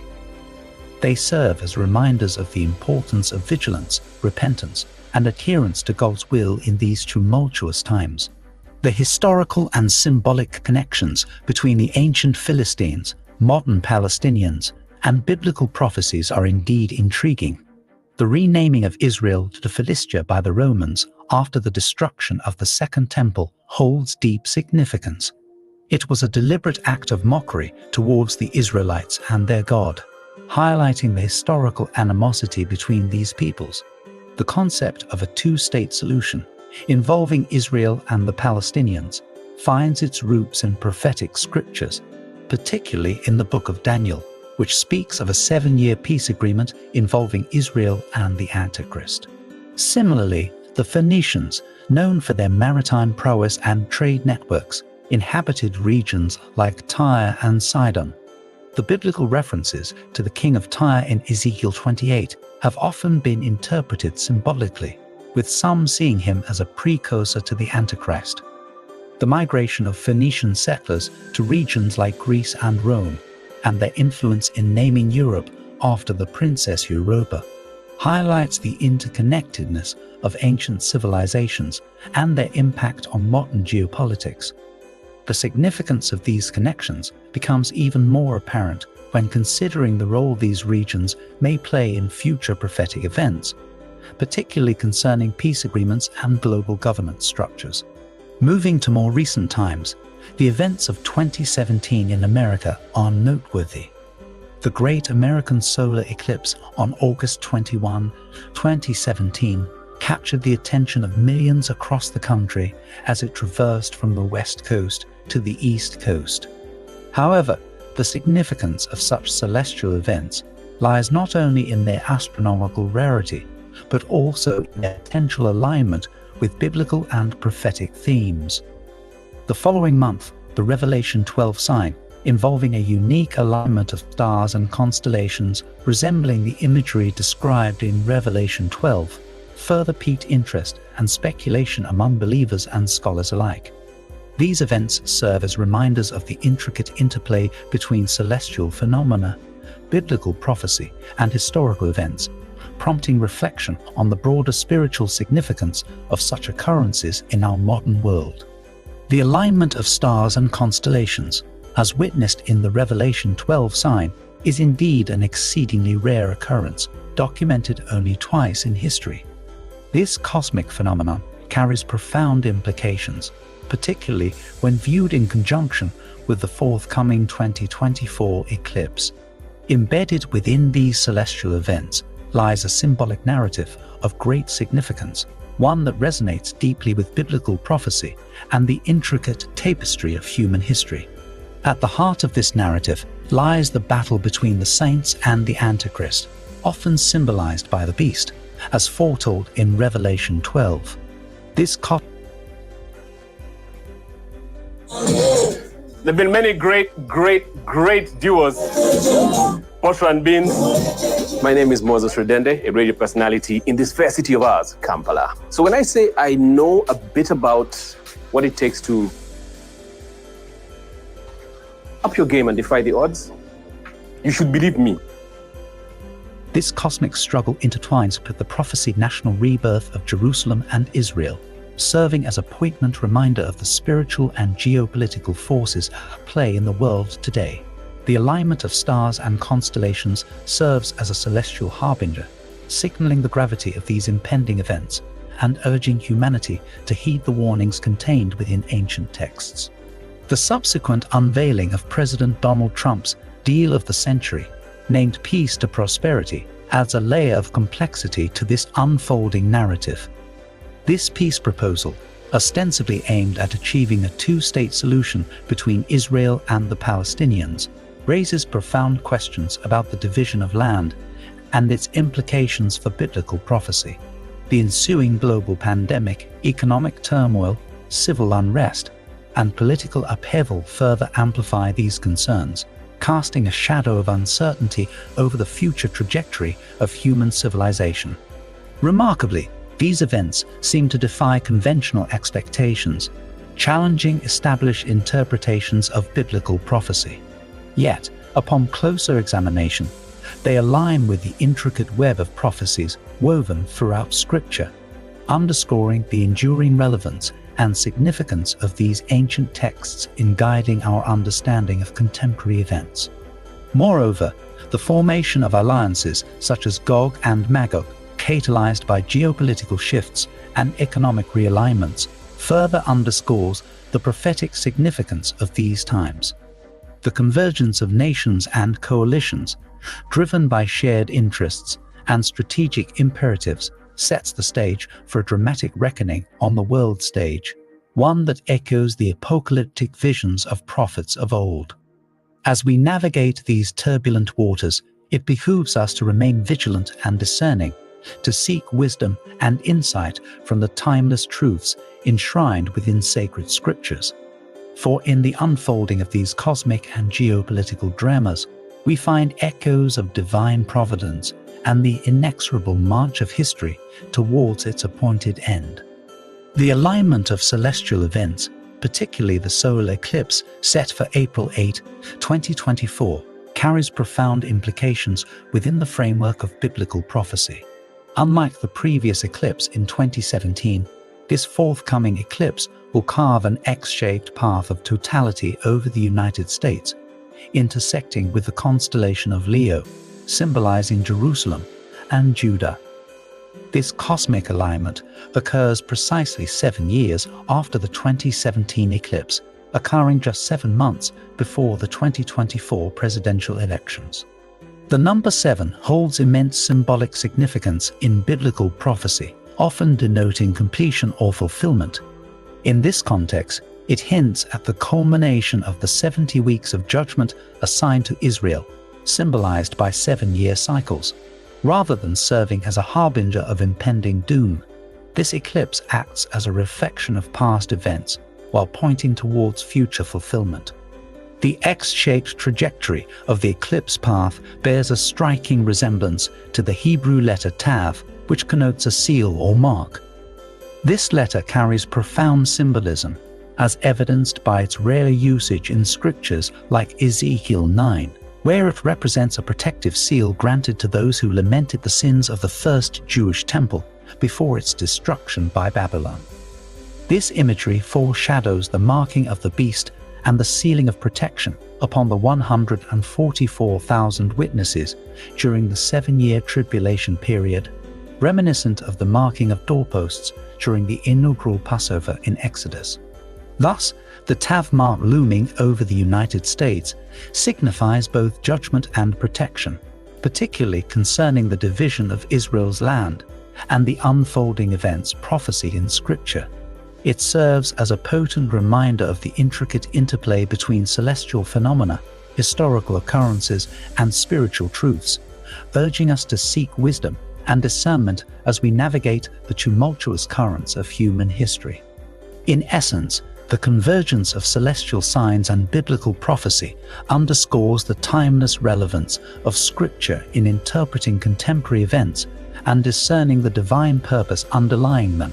As we contemplate the significance of these cosmic alignments, we are compelled to reflect on our place in the grand tapestry of creation and the unfolding of God's plan for humanity. Thank you for joining me on this enlightening exploration of celestial signs and biblical prophecy. As we anticipate the rare total solar eclipse on April 8, 2024, let us approach it with reverence and reflection, recognizing its potential significance within the framework of divine revelation. The convergence of celestial events, historical patterns, and scriptural truths invites us to delve deeper into the mysteries of faith and prophecy, prompting introspection.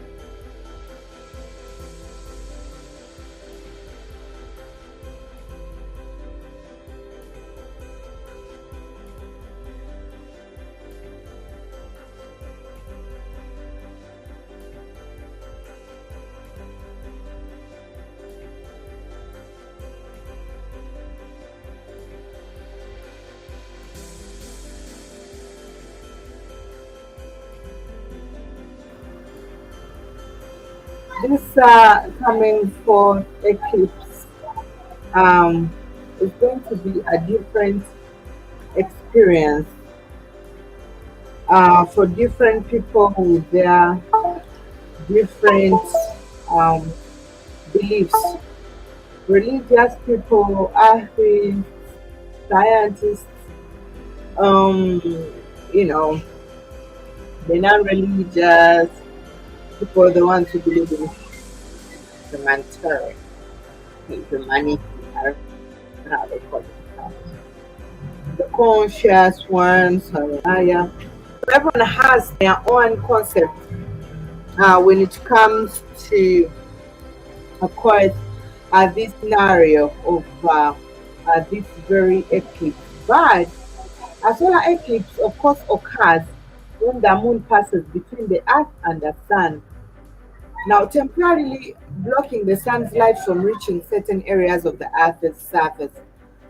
This phenomenon happens periodically due to the alignment of the sun, earth, and the moon in space. Now, solar eclipse occur during a new moon when the moon is positioned directly between the earth and the sun. In this configuration, the moon's shadow falls on the earth's surface, causing the sun to be partially or completely obscured. Now, the moon orbits, what's orbit? Lekubo, area moon. Hey, Lekubo, the mighty orbit.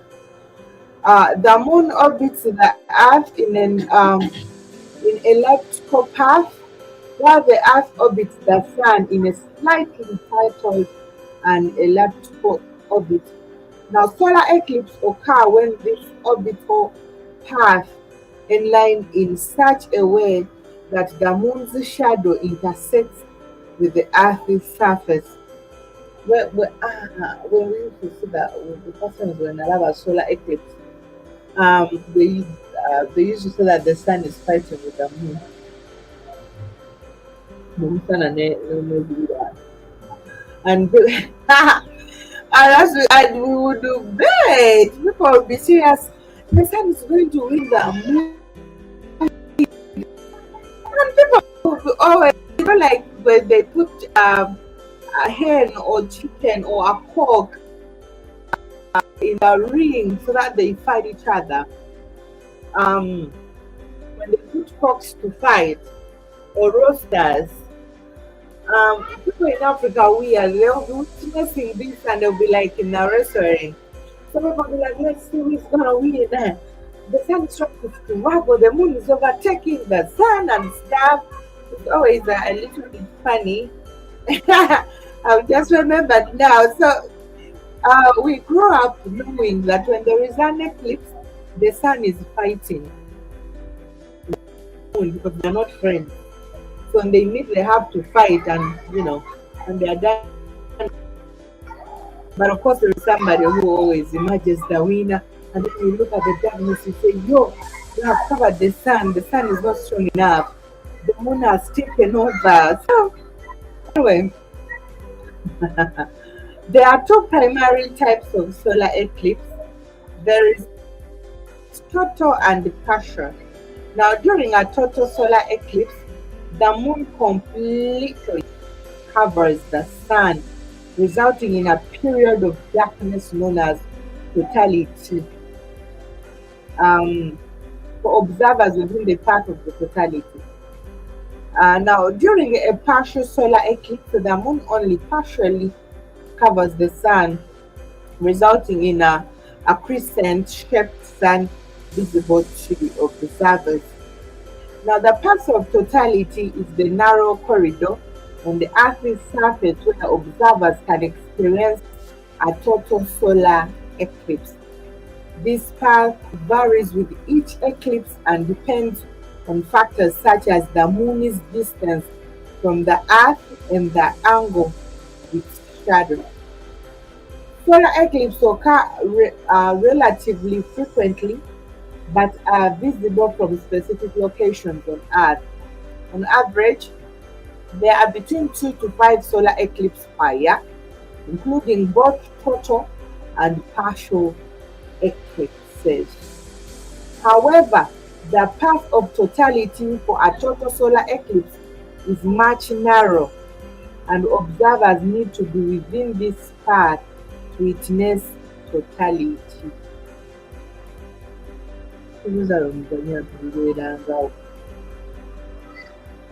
Mhm. It's important to observe solar eclipse safely to avoid damaging your eyes.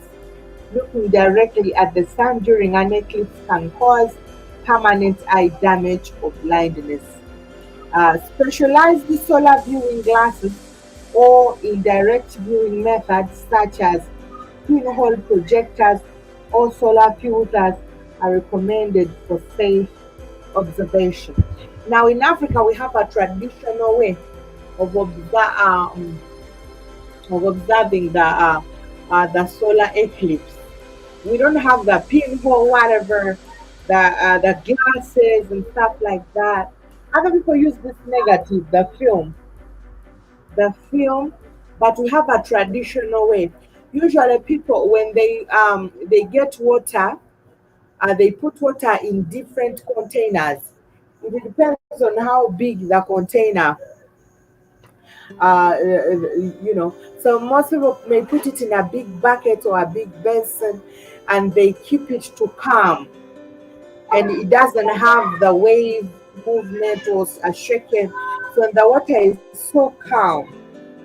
They watch everything from the reflection, because of course there is that little the reflection from the sky to the water in this container, and that's how a lot of Africans have been able to watch an eclipse or the eclipse without damaging their eyes or having all those gadgets that are advisable to be worn during this, time.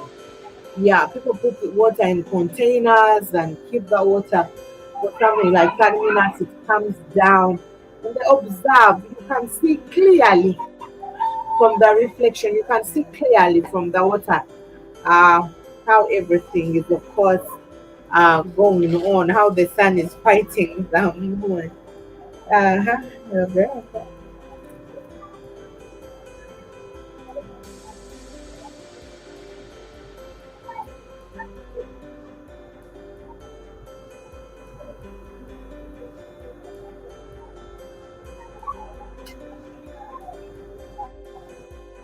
So I don't know why very many people have also interpreted this this kind of ethics in different ways, in different words, because it's not the first time that we are experiencing uh,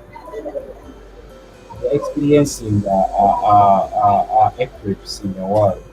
But there is a way people specialize in this kind of eclipse This particular one. never before. So it is what people are taking it to be something that is so special to the eclipses that have been happening. I don't know why, but different people are bringing out different theories and of course predictions about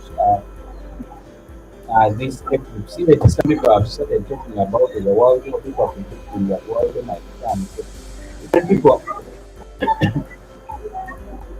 different people are putting out a lot of things about the eclipse that is yet to be seen on 8 this month. But the most people out of prophecies, uh, these are religious people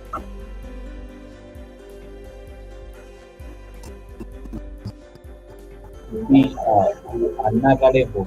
So which I think it is not right, because religious people they hold a significant role in people's minds, because very many people have at least where they believe they have a stage of belief in Africa. So if at all you stand out and say this is yet to be, this is what is going to happen on this day, it's like you're threatening people, you're putting people on tension, you're creating frightenings, you're making people frightened about the situation that is going to happen.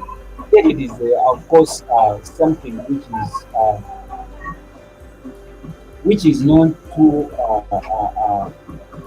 too serious as you're talking about. So,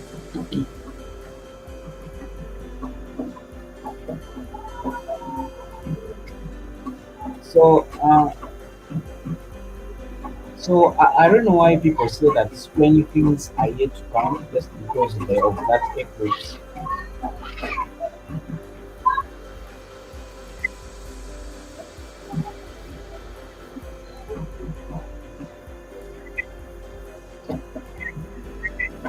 So,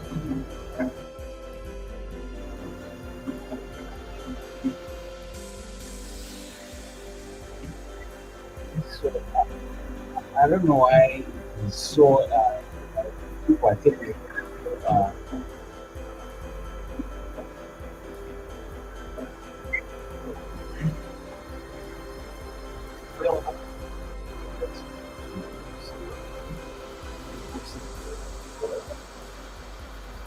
about this.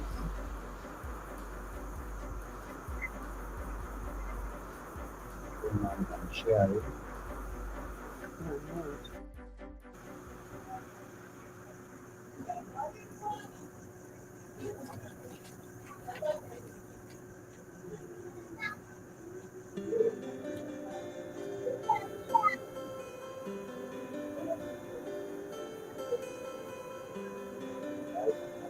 Uh, don't want to be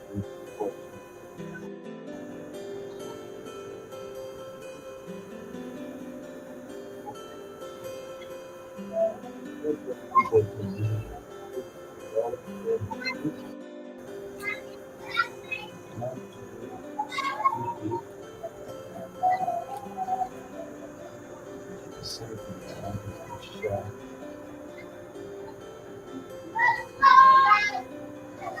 I want to share a certain video.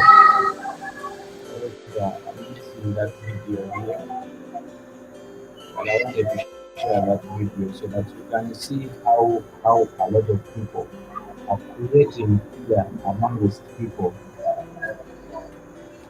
about the incoming incident that is going to happen almost in all almost in actually in most countries in the world. So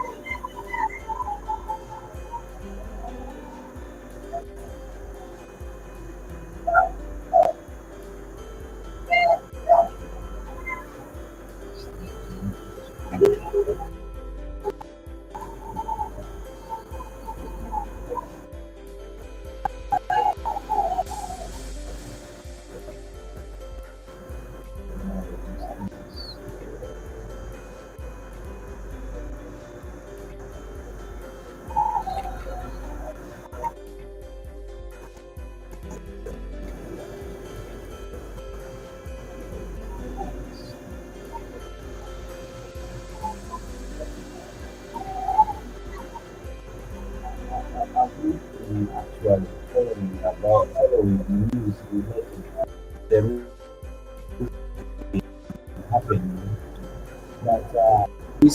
particular eclipse, people are putting a lot of prophecies about the eclipse that is being happened. I first watched a video on YouTube. They were talking about 3 days of darkness. So it happened within those days, and people were so serious about these events that are going to happen. This amount of course,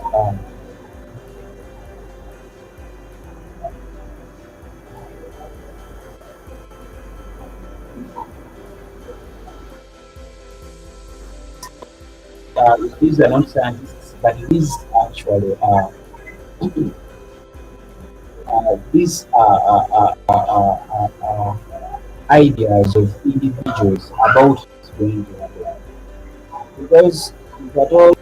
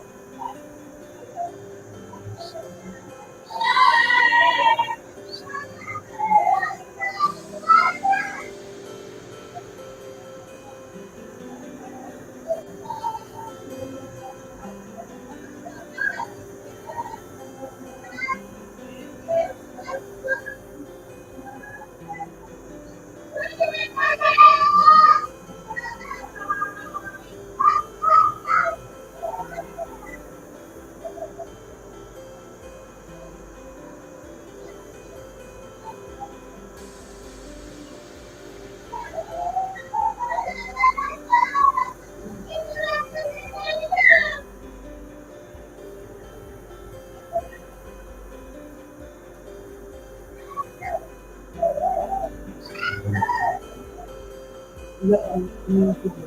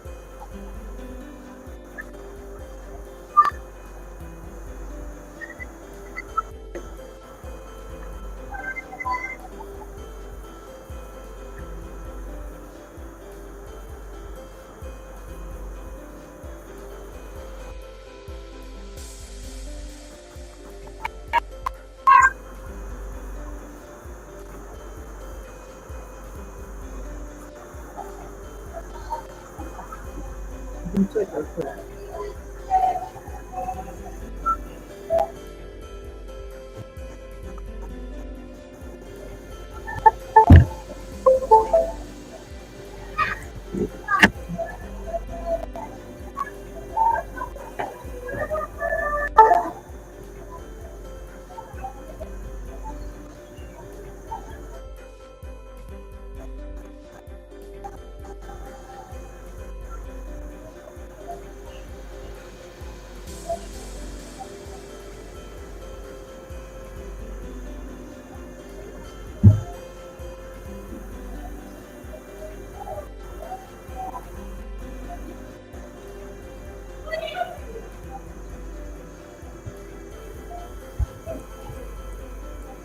Hi.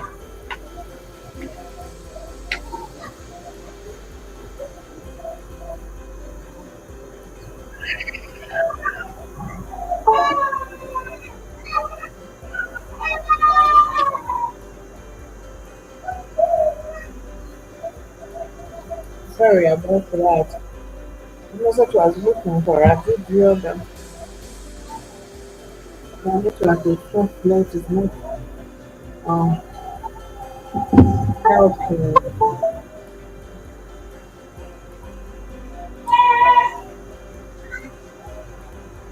So we are all waiting to of course see this scenario, but they have not mentioned um Uganda being part of the countries that will experience this.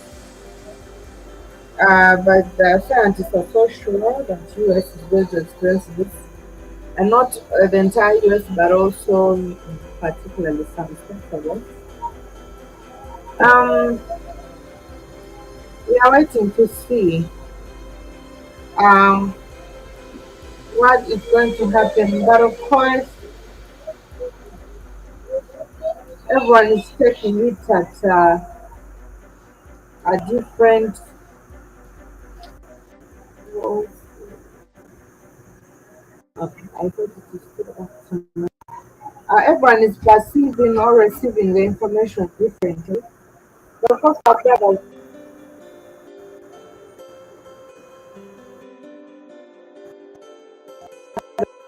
and sisters uh,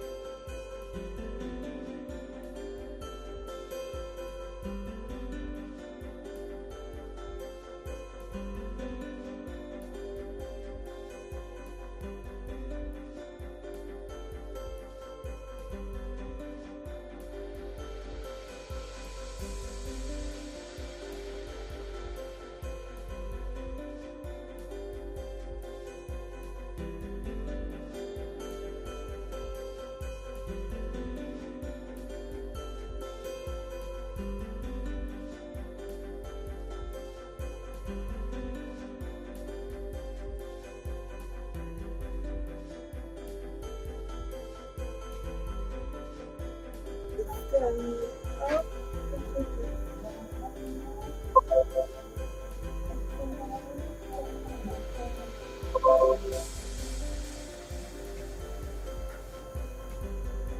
sorry guys for that small inconvenience. I mean, this is slow, sorry for the slow. I don't know why they are slow. I think slow. Um, there is a picture I wanted to share with you guys about uh, about how people predicting wars after this eclipse. I don't know why they are relating everything. I don't know whether they are relating everything to this eclipse that is going to happen. I don't know how different African countries have received the news about lighting candles, the news about the events that are going to happen. Because eclipse is eclipse. Unless when it is there is something that is hidden in it, but eclipse is eclipse. But people taking it to the extent of course, talking about different things that are going to happen. I think it's not fair to, of course, the people that um, that don't know actually about how these things, of course, work, how these things move, because a lot of people have been blinded. Uh, People have been people's minds have been, of course, crowded with a lot that is going to happen. That's why very many people are crowded. They fear. Like the other time I was telling you, he called me in the village and she was like, "He said, bring the kids back in the village. I know you need prayer for this situation, you need someone who is prayer for." I'm not real fat. I was like calling me and telling me that like I should take back the kids back to the village. And why is it happening? Just because people, like different people, have been misguided by uh, by, of course, religious or uh, uh, by, by the so-called religious people, priests, the pastors, staff, that, like, a lot of people, like, misguide people because people believe so much in these so-called influencers of the world, like people who influence. So I guess if the give it time and see what people are talking about solar eclipse. So yes. Some strange things that are happening, or the number representing his name. A publication called Modern Diplomacy published an article titled "Cash Now Extinct as Citizens Use Implanted Microchips Instead." The central bank, which predicts cash may fade from Sweden, is testing a digital currency, an e-krona, to keep firm control of the money supply. In the article, they go on to say, ask most people in Sweden how often they pay with cash, and the answer is almost never. A fifth of Swedes in a country of 10 million people do not use automated teller machines anymore. More than 4,000 Swedes have implanted microchips in their hands, allowing them to pay for rail travel and food, or enter keyless offices with a wave. Restaurants, buses, parking lots, and even pay toilets depend on clicks rather than cash. Now, A lot of people speculate what the mark of the beast will be exactly, or whether it's already here. Whatever the mark is, whether it's a small electronic chip or something else, it will replace physical money, and that will lead us to the realm of a one-world monetary system, a fully fledged cashless society. The perfect scenario for the Antichrist, to be able to make you decide whether you will pledge allegiance to him and live normally, or choose not to take the mark and be cut off from the ability to make any financial transactions.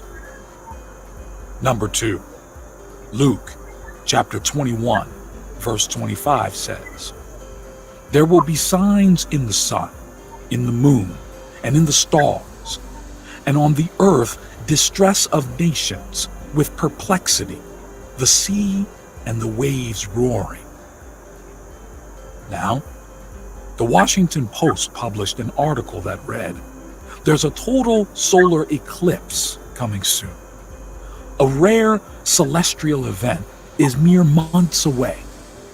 On April 8th, afternoon will morph into night for about 4 minutes from northern Mexico to New England. The air will suddenly become colder by around 10 degrees Fahrenheit. Birds and insects will fall silent in the darkness. Confused plants will ramp down their food production. Nocturnal animals like owls and bats will begin to stir. These are the signs of a total solar eclipse, when the moon temporarily blocks all sunlight on a swath of Earth. But this year's total eclipse is special because we may not see another one in the United States for 2 more decades. Now, for just a moment, there can be 2 perspectives regarding this. There will be those interested in science who will say this is a great event, a once-in-a-lifetime spectacle. And then, the other perspective will be from those who study biblical prophecy, those who are reading the Bible and watching for the signs. And this group of people will look at this event and think, could this be a sign? Could this be a warning from God? Number 3, the Business Insider published a headline saying, "See inside."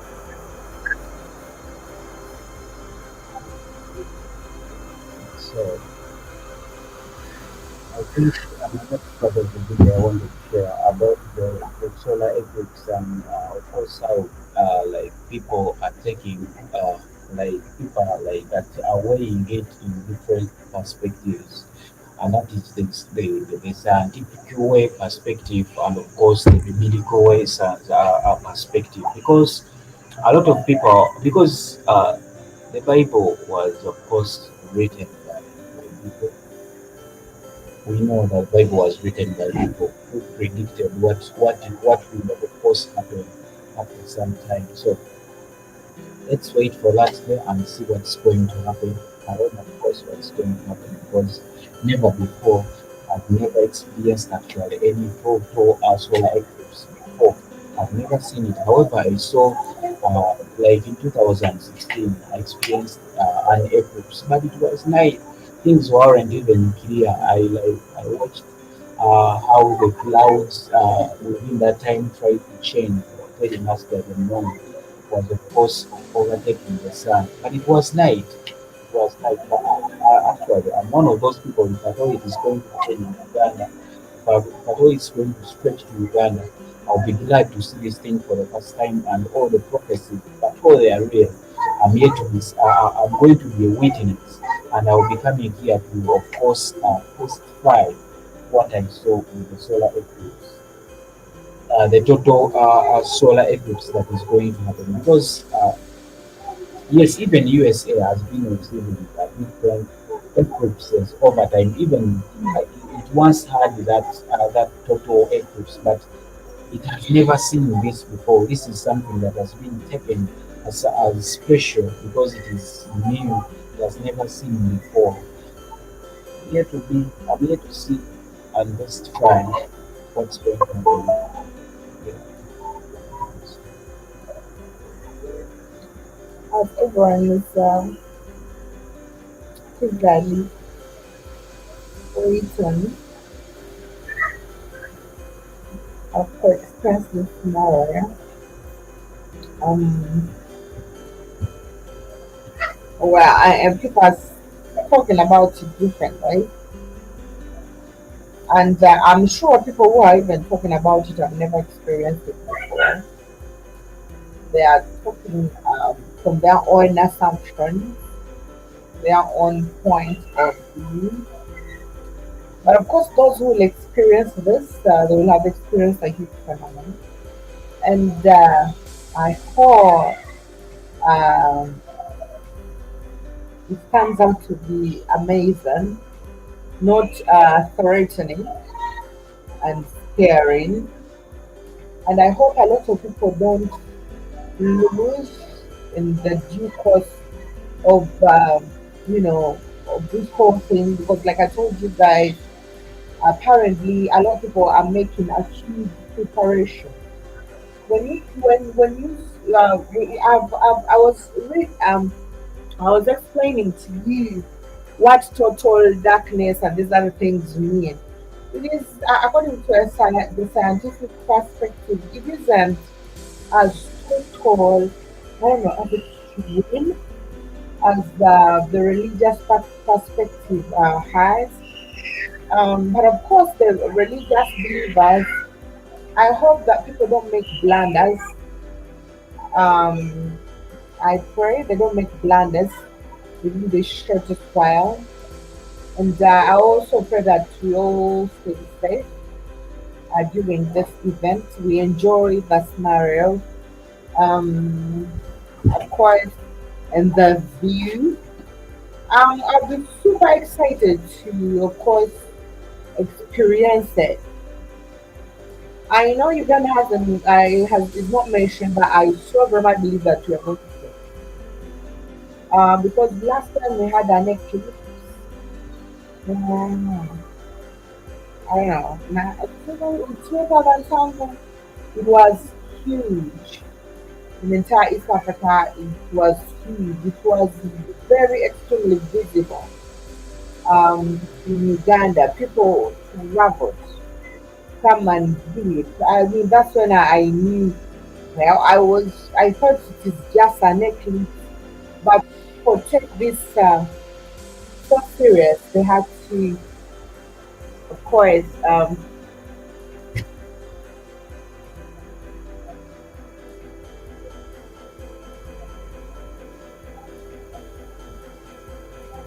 I did not tell you to buy sweet.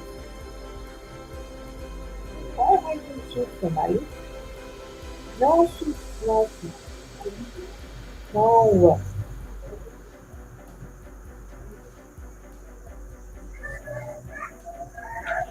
I think one. That's yeah, 2000. We buy the other brown bread. Buy the brown bread. I don't know from where. What if she doesn't know? Life was so. What else? Blue band, yeah. I want to buy what? Blue band? That's more. Okay. So I at that time, like I was saying, sorry about that. Uh, so at that time, I saw people drive, and I was like, yeah, people drive and do stuff, and I was like, wow. Yeah, so I know like General Mosquito said that he can't wait to have this experience. Everybody's like, well, they can't wait to have this experience. I know it's something that is probably worthy viewing because it isn't something that occurs on a daily basis. We may take years to experience this, and of course, it is maybe a great moment for probably people who will be alive or existing to be able to view this scenario. And yeah, it will be stories. So people will tell the stories. Like when you're so old, so now whatever. Let's wait and see how it goes. But of course, thank you so much for loving and supporting Black Witchfire Network. Thank you so much, Jenna Mosquito. Thank you so much, Viva Jabba, Trevor Williams. Thank you so, so super much. And of course, always the silent majorities who always listen in and watch our videos without commenting or even saying anything. Thank you so much. We appreciate and we know you're there. Thank you so much. It has been me, Africa Maria, with my colleague, INNOSSETU, of course, broadcasting live from Kampala, Uganda. Have a blessed day. It is, of course, night here, and it is a bye bye.